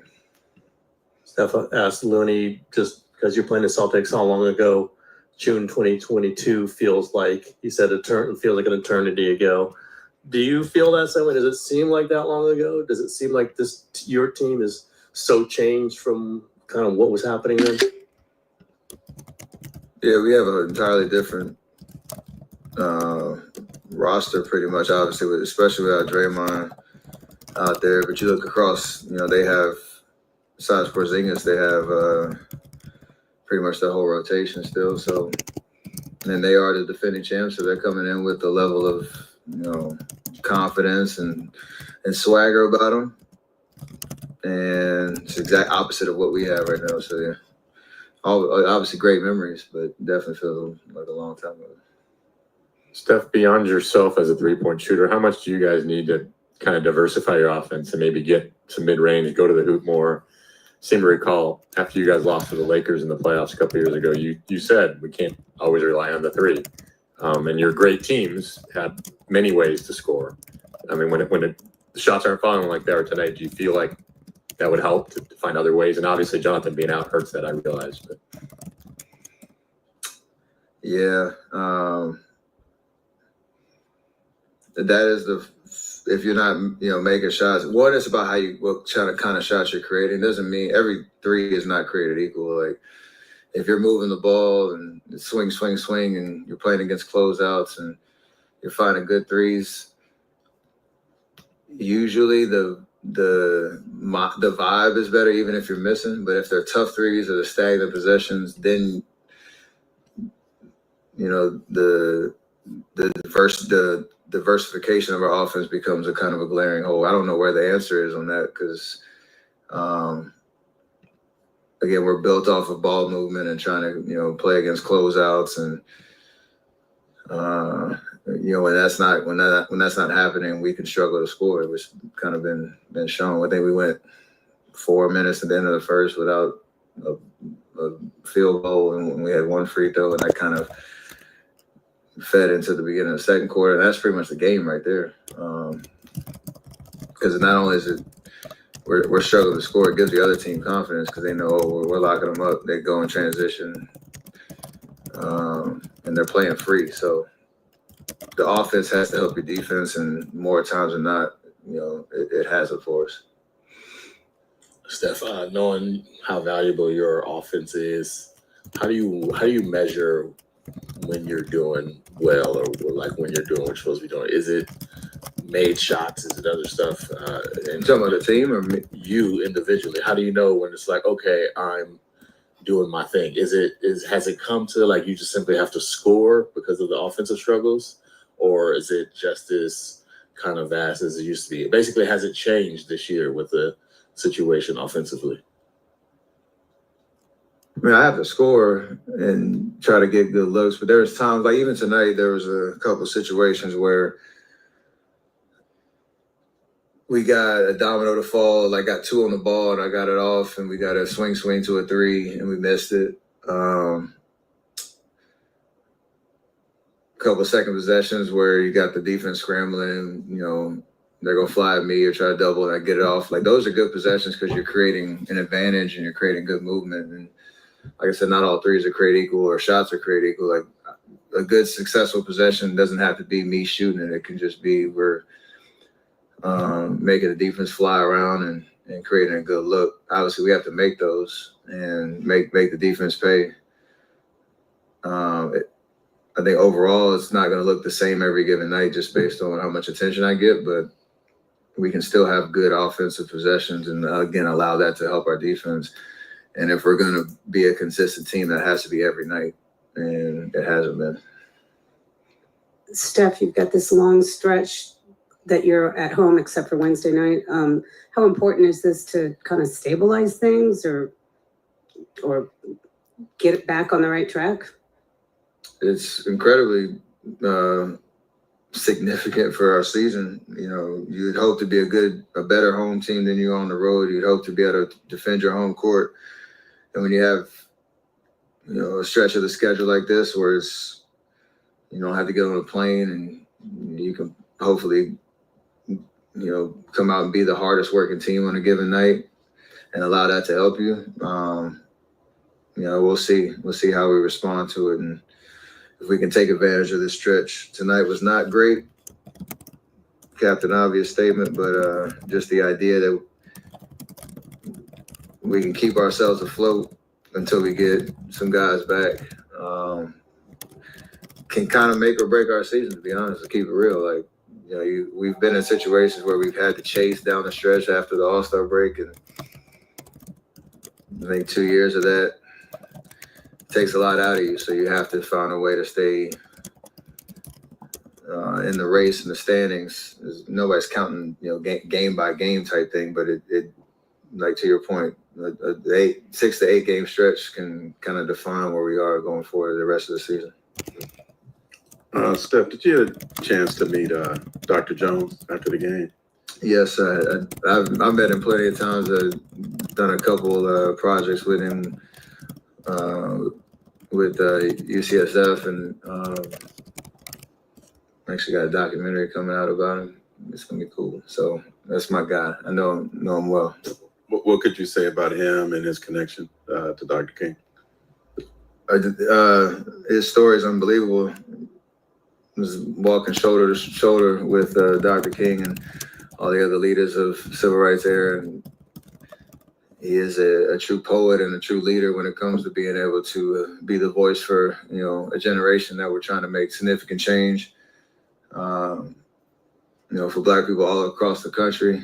And I think his story speaks to just what today means, even, with Dr. King and his legacy. Dr. Jones had a lot to do with that. So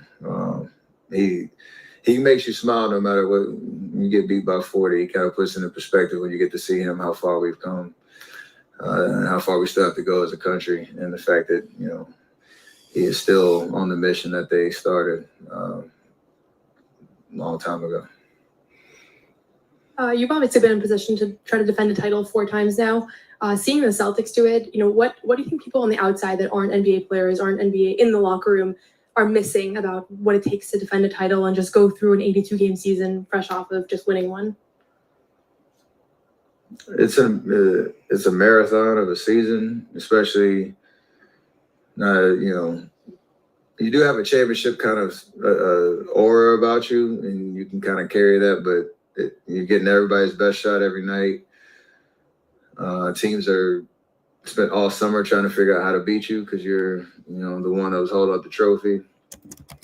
And, you know, now you're kind of held to a championship standard, knowing that you've accomplished it. So there are going to be lulls throughout the season. It kind of happens, but, you know, you try to get to the playoffs with a you know, good identity, good momentum, good confidence, good health, and then you just roll the dice, you know, trying to run it back. So, you know, I don't know if people expected at 30-13, they're doing all right.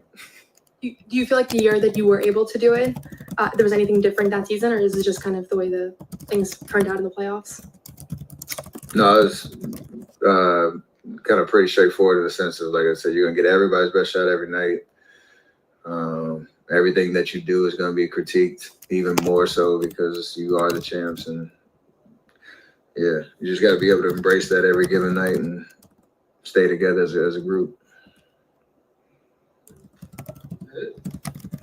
Thank you for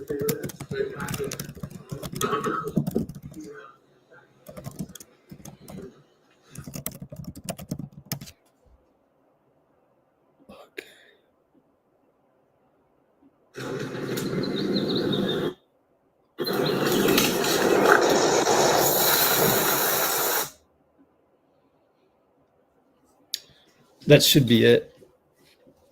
3 hours, 32 minutes right now. Running out of batteries on the phone for Instagram.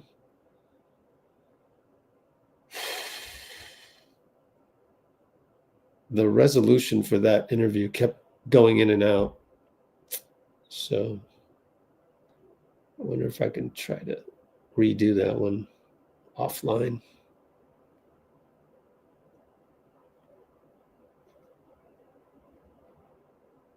So everybody wants Looney to start against Sacramento. I'm with that as well.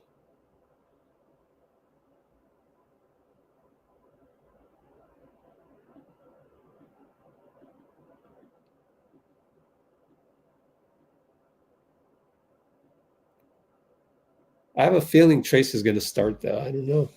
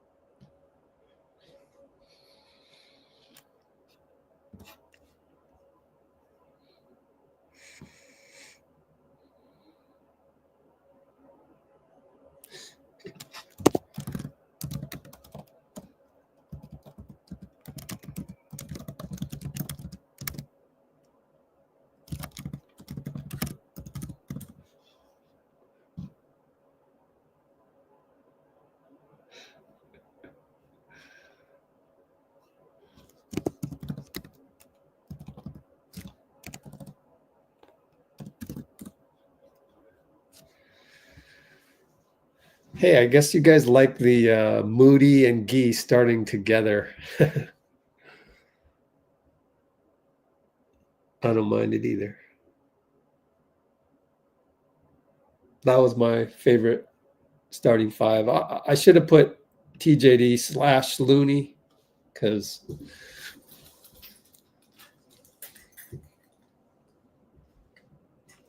yeah, I think you need to start Looney. Should just put Looney in there.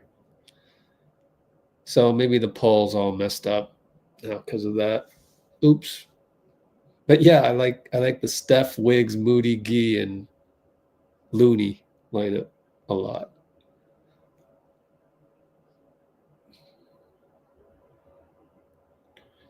That would have been perfect if we were at the 4-hour mark to flush this one down the toilet. Let's look at our Discord server for the latest and greatest. That was, by the way, an excellent question at the end by Noah Dalzell, Boston beat writer. Let's go to the Warriors feed and let's see if there's anything here we're missing.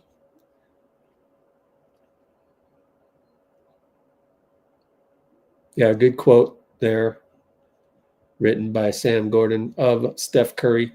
Came out with pretty good life and energy. A big part of our season has been when we can't score, we lose spirit, we lose life, we lose competitiveness. You can get away with it against some teams. Well, that just comes down to talent. So he's stating the obvious. But it comes down to you don't have a guy like that. It's not Lindy Waters. It's not Moody. It's not, it's J.K. You don't have J.K. It's Draymond. Draymond has spirit. Not there. Pajemski has spirit. Not there. You're expecting Buddy Hield to step up in that role, and that's not happening because he's not talented enough as a complete basketball player to do that. So it is what it is. But I hope it doesn't. I mean, we lose spirit. This is not our identity right now. For the 50th time, I'm just saying, like, anything you see here today, the results, it's just, this is not really our team. So I can't really be mad about it.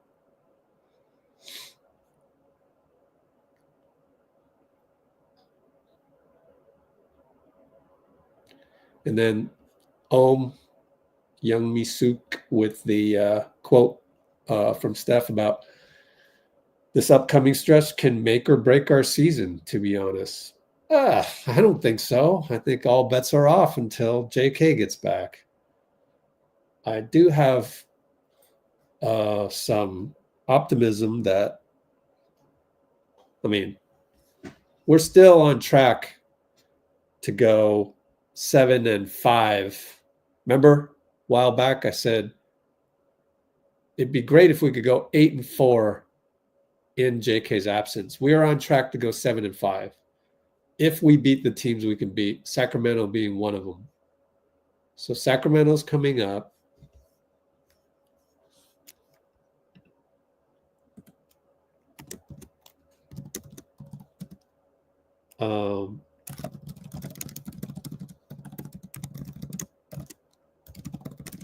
Got to beat Sac. There's a lot of teams that we got to beat. Chicago.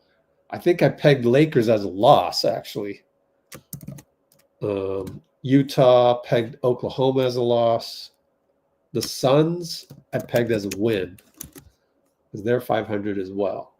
Orlando pegged as a win. Utah pegged as a win. Takes us to the trade deadline. Orlando's no easy task either, but that's so we're now what 2, 3, 4, 5, 6, 7. Yeah, 7, 8. So I think I even had Phoenix as a loss because we've already won those two, which is Washington and Minnesota. So I got us beating Sac, Chicago, Utah, Orlando, Utah. That's 5 more wins. That will put us 2 games over 500, right? If it was 8-4, then we got to flip one of these. That means we got to beat the Lakers or we got to beat Phoenix. So if that holds,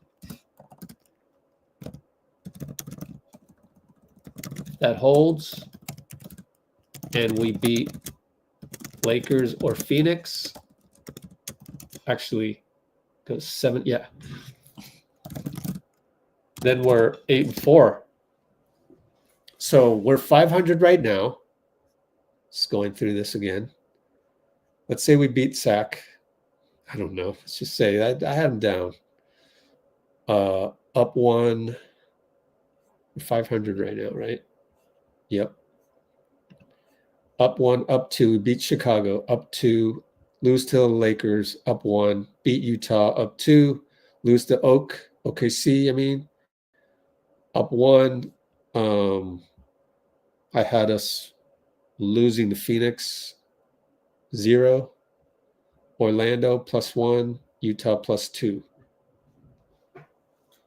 Now, if we can flip the Phoenix one, then we're 3 games over 500. If we can flip the Laker one, then we're 4 games over 500. And then to be 4 games over 500 with J.K. coming back around the trade deadline, hey, it's not too bad.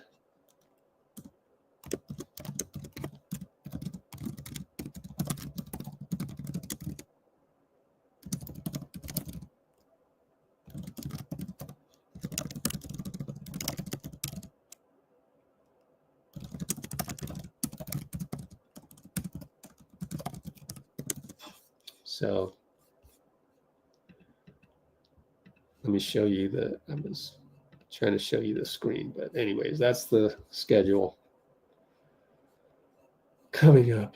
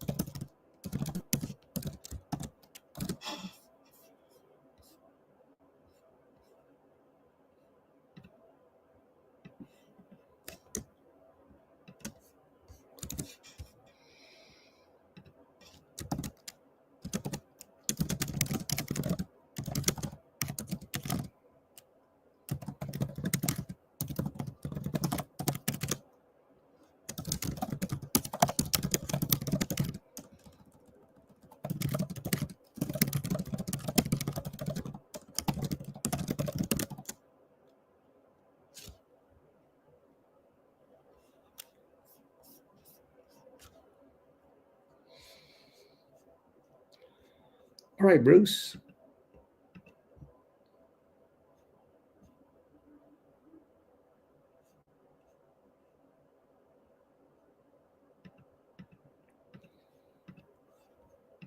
Go back to Discord.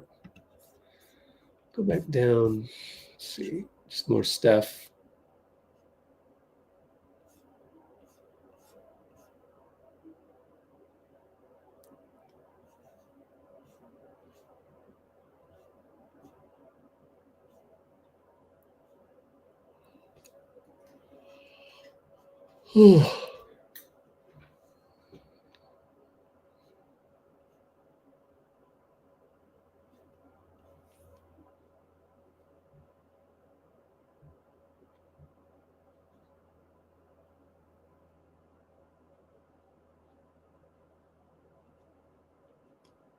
Yeah, I think they will play good next game.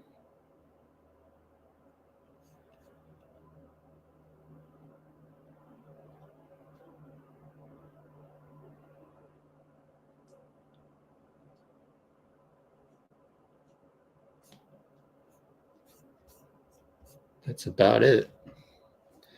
I'm actually just kind of waiting for my second try at the Steph Curry interview, but let me see if they've uploaded anything.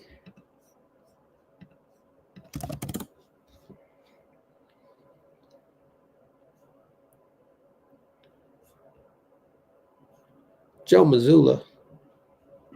That's all there is.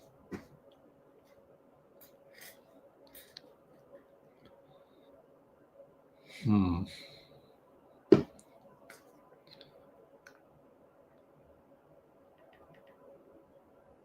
15 minutes to go. What's he gonna do? Completely forgot what I was going to do. Oh, yeah.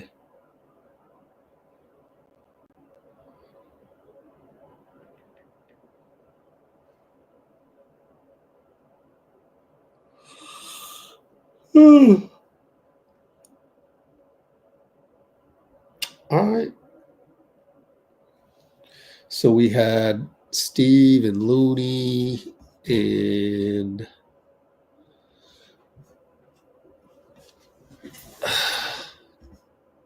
that's it.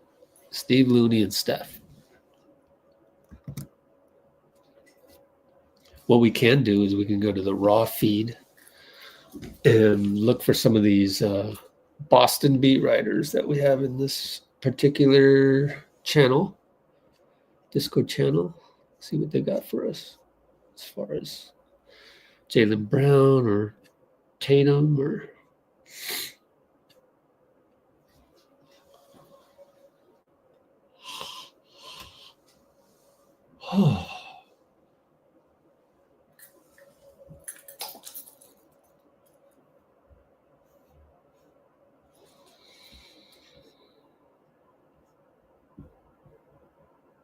oh, here's some interesting thing. Joe Mazzulla praised Jaylen Brown for the job he did guarding Steph Curry, noted the importance of Jrue Holiday helping to limit the impact of one of the Warriors' most successful actions. That's becoming an identity that he has, is the ability to impact the game physically on both ends of the floor. The thing that can't go unnoticed is the Steph Payton, Gary Payton pick and roll is one of the highest efficiency ones in the league. And I thought Jrue's ability to defend the Payton screening was huge for us. It's good to know. Thanks to Bobby Kravitsky for that tweet.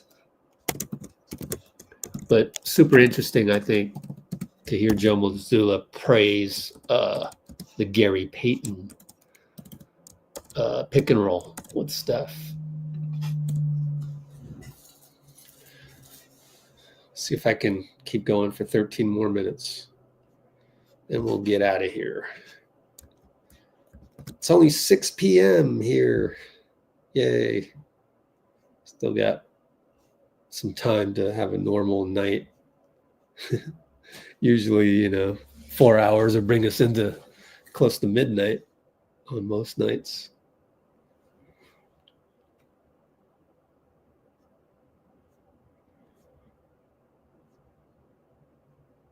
Oh, here's some more. Last year when I asked Jaylen about guarding Steph.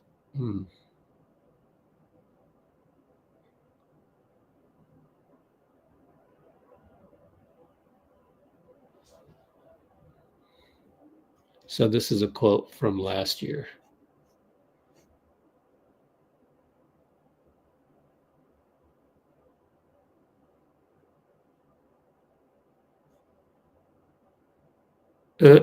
So here's Noah Dalzell's tweet, right? She's quoting Steph on this, saying that, I don't know what people expected, but they're 30-13. They're doing all right. Do you think maybe Noah Dalzell is dealing with some Twitter fingers? Maybe. Of course. Random complaining about their own Celtics. Of course, that's what people do on social media. What else is there to do? You'd think social media is just for information gathering, but that's the problem. It morphed from an information source into a complaining app. That's what happened. And the sooner you understand that, the better your life will be. You've got to understand that. Otherwise, you will be miserable and you'll be stuck in that mode. Steve had a 14-minute pregame. I wonder if I should just play that. Yeah, why not? Let's just play that and that'll get us to, Well, actually, let me see. Oh, all right. Yeah, let's play that. Because what else is going on Discord? Or what else is going on in the Twitterverse that we get our stuff from? Not much. I don't see much. Dennis Scott talked to Jason Tatum. MLK related stuff. Okay, so I'm going to switch over. We're going to switch over to the browser, change this to SoundCloud.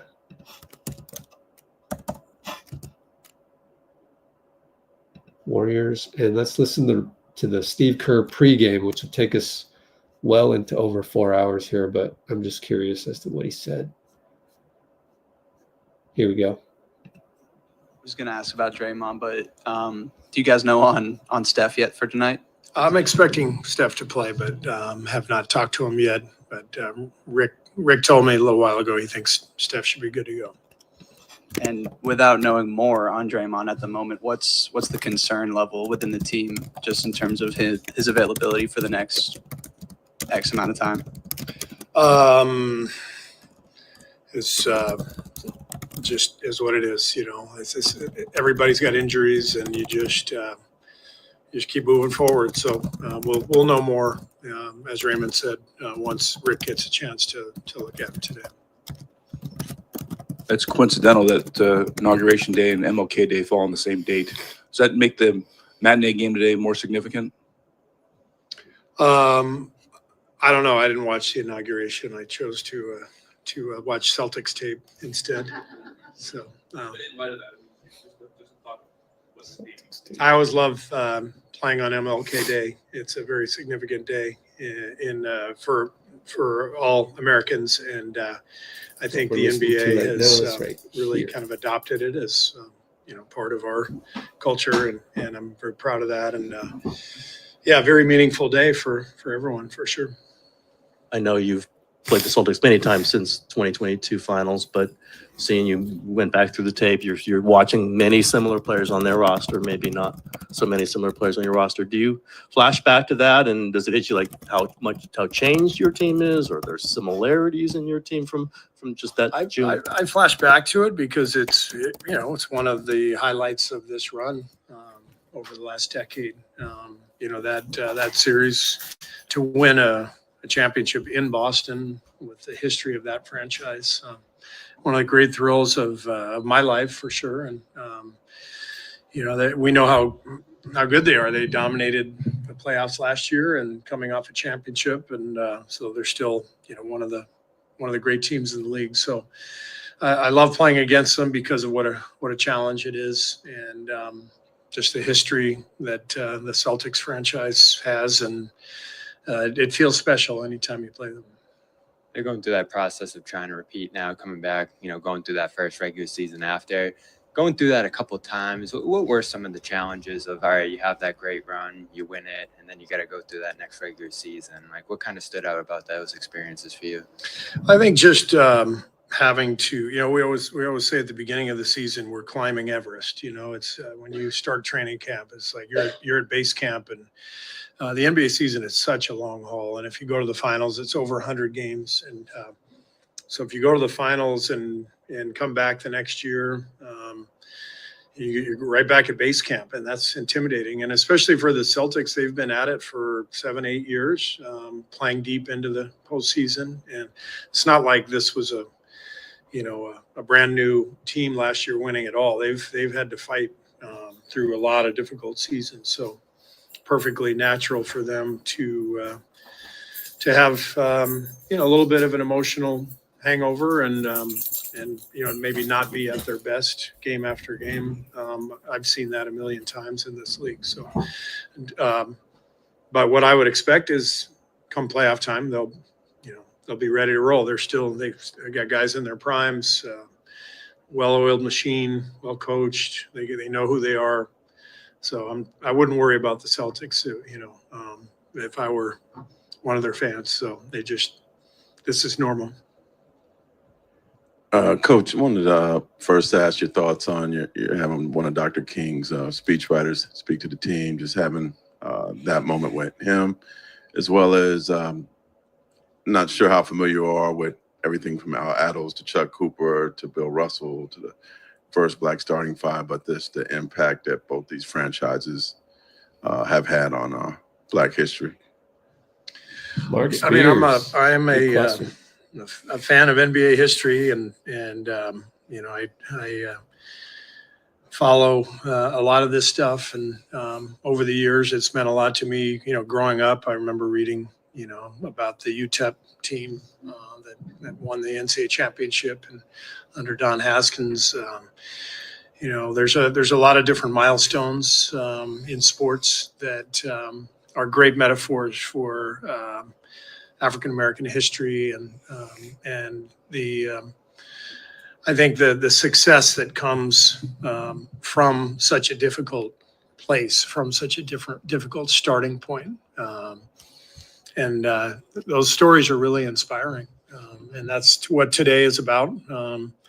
I think you've probably been to the African American Museum in Washington, D.C., and the metaphor of that museum, it's built like a slave ship, and you start at the bottom and you go from the bottom all the way up, and at the very top there's all these celebrations of accomplishments, and that's what today is about. I think is the metaphor of where the African American people started in this country, and their journey, and how powerful that journey is, and emotional, and ultimately successful. But the struggle never ends. We know that for humanity, for all over the world, and so that's why today is a significant day, and that's why I'm very proud that the NBA celebrates the achievements of the African American athletes.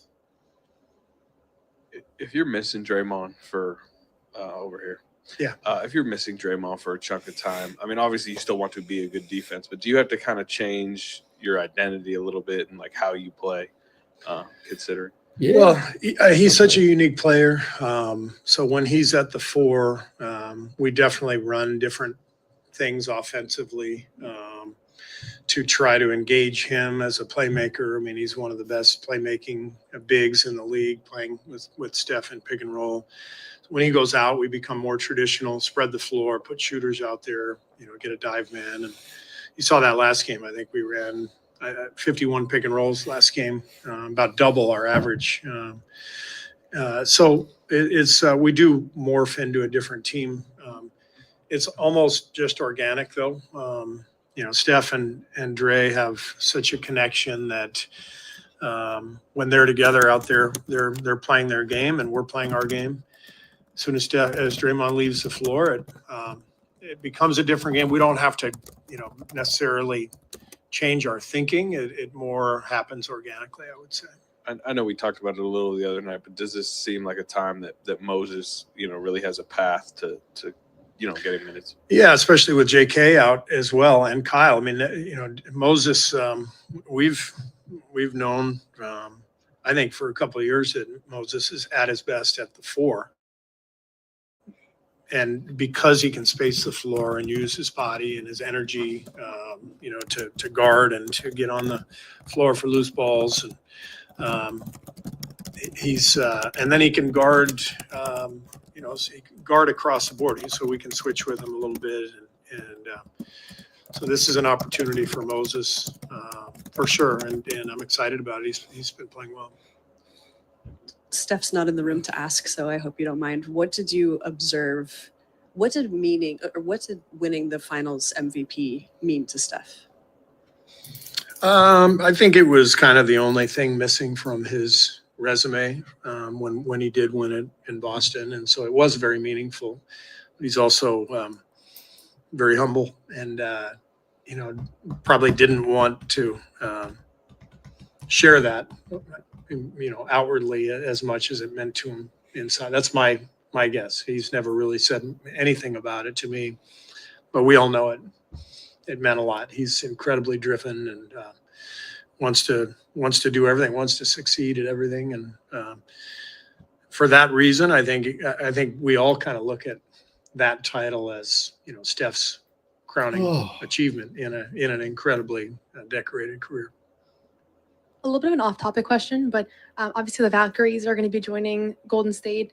Have you gotten a chance to get to know Natalie Nakase, and just what have been your impressions of her, and just the feeling that there's going to be a new WNBA team in this arena?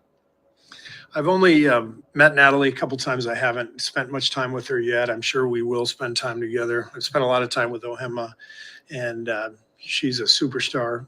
I'm just blown away, honestly, by how impressive the branding and how organic everything feels, and how real it feels to, you know, from the name to the colors to the vibe in the building to the people who are involved in getting this franchise off the ground. It's incredibly impressive, and fun to watch it unfold as it happens.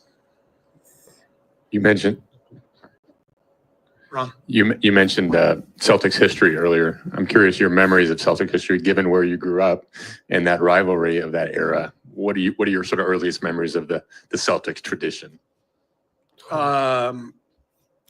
I think the 84 finals were, you know, that was because I was, I think I had just finished my freshman year of college. And so I was still a big Laker fan at the time. And I actually went to the Rambus clothesline game. It was game 4, I think. Rambus clothesline game. And this is literally really good. the very top row of the forum, the very top. There was nobody behind me, and I was with my high school buddy, and somebody had given us the tickets, and we went. And actually, I'll tell you a good story. I mean, I'm going to have to apologize for the profanity, but so we get in the car after the game. You remember what happened? The Lakers are in total control of that series, but they had blown game 2 because of the turnover at the end, and win game 3 by 30.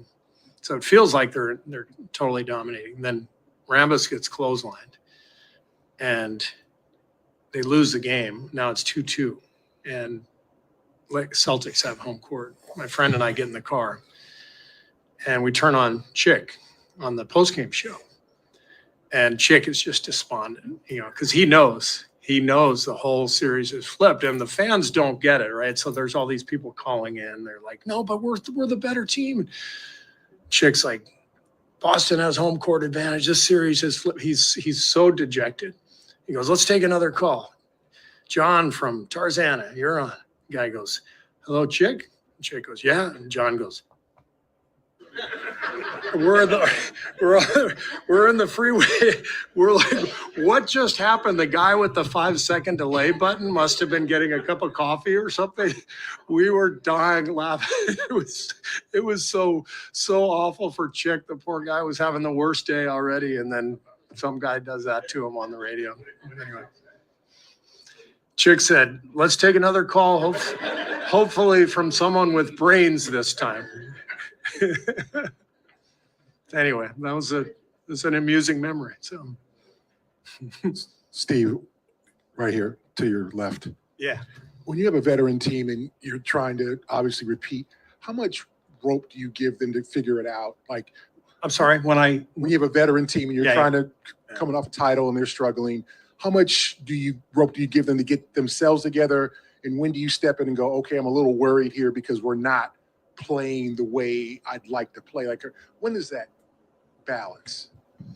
I think it's I mean, that's the job is every year is kind of pacing the team and helping the group get through the ups and downs. And so I think it's just a matter of recognizing where the team really is, you know, and seeing the difference between really bad habits that are eroding and these guys are just tired and, you know, it's a one-off. So if the habits are getting bad, that's where I think you got to, you know, really get back to basics and have a good practice and really challenge them to have a good game and go out and prove that they can do it. And And then in my experience, you end up having to do that 5 or 6 times, during the year because it's a long haul. But as long as this foundation is solid, then you don't worry about, the occasional bad night. Just want to ask quick update wise on Kyle, who has been out. You guys haven't really said much, and then Brandon. Yeah, both guys are out tonight, and hopeful that they would play later this week. So we'll see. Thanks. Later this week, Bloomer. Well, happy Martin Luther King Day. I'm Tim Roy. We're in San Francisco. The Warriors are taking on the Boston Celtics. Time for the Coaches Show. And this is good, actually. You should go listen to it. I can't play it because it's technically 95.7. And I want to do one more thing, which is make sure that my Steph Curry interview's good to go.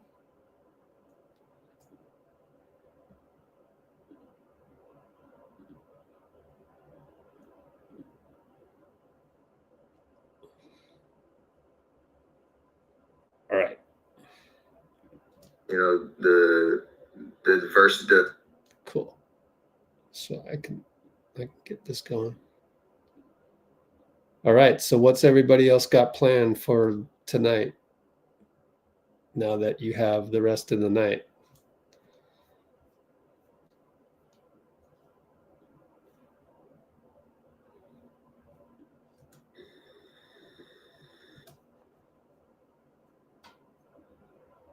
I'm going to go to Starbucks.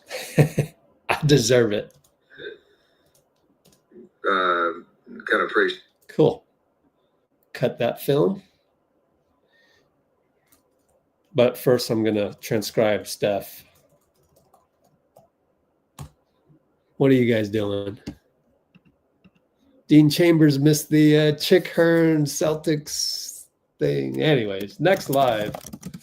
We'll go tomorrow. How about tomorrow film study? You guys want to do it? The poll ended with you guys want Dennis off the bench. I don't think that's possible with Fox and Monk, though. I know that was kind of a pipe dream one, but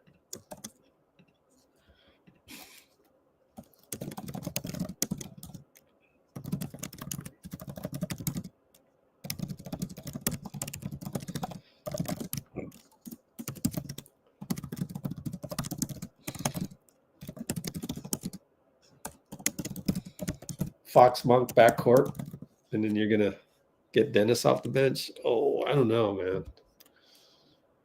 All right, what else? Let's do a poll in terms of if I let's see. Will you watch if I go live tomorrow with either or film study? Because there's not much. Or behind the scenes. Yes, we'll watch. No, we'll skip. I don't know, maybe abstain. Let me know, because if no one's going to watch, then I'm not going to go live tomorrow. Sometimes a 40-point loss will save you some time. Feel free to be honest, because I don't want to waste my time. I don't want to waste your time. I've got to transcribe Steph real quick anyways, so.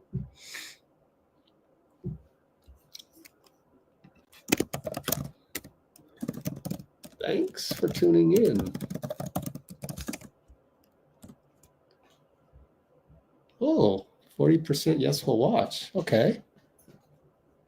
Not bad. I appreciate you. It feels pretty awesome to lose by 40 and people say they'll still watch. I mean, that's an amazing feeling.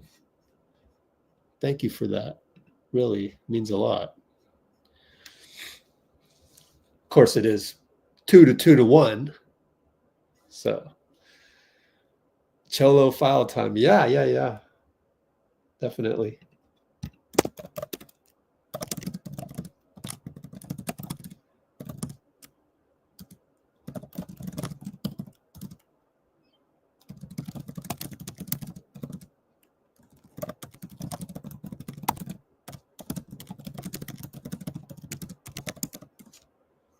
Yeah. So I was going to write in next live, but I'm like, when is the next live? Is it tomorrow or we just make it against Hack? Oh, one thing I want to check. Let me see if my guy Ryan did the pregame or not. Let's see.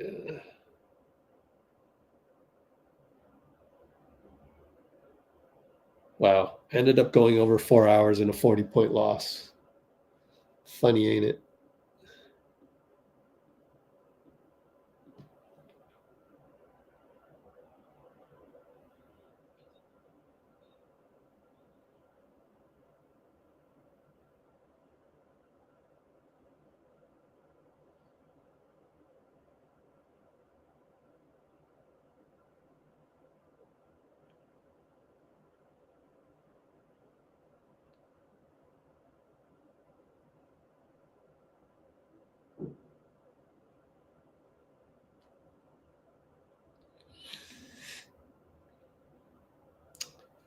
Okay, nothing there.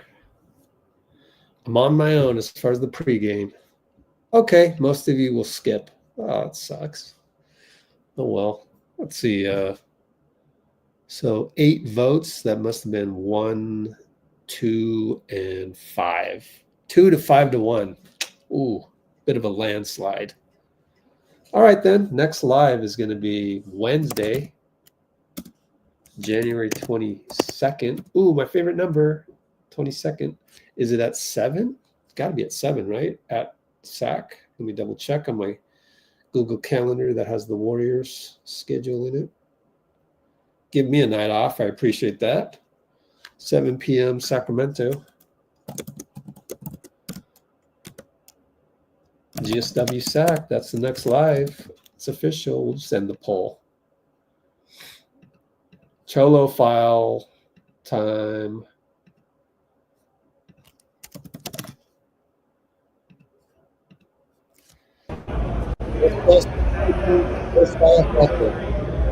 Two out of the.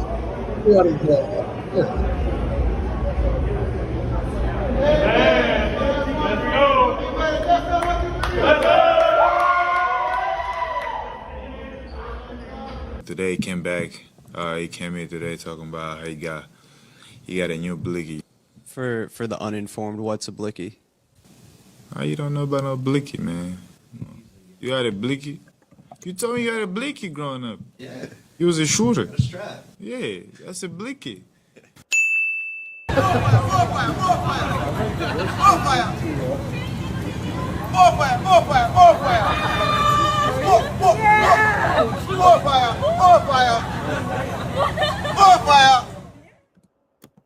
Only just us is left. Only just us. 1, 2, 3. Barate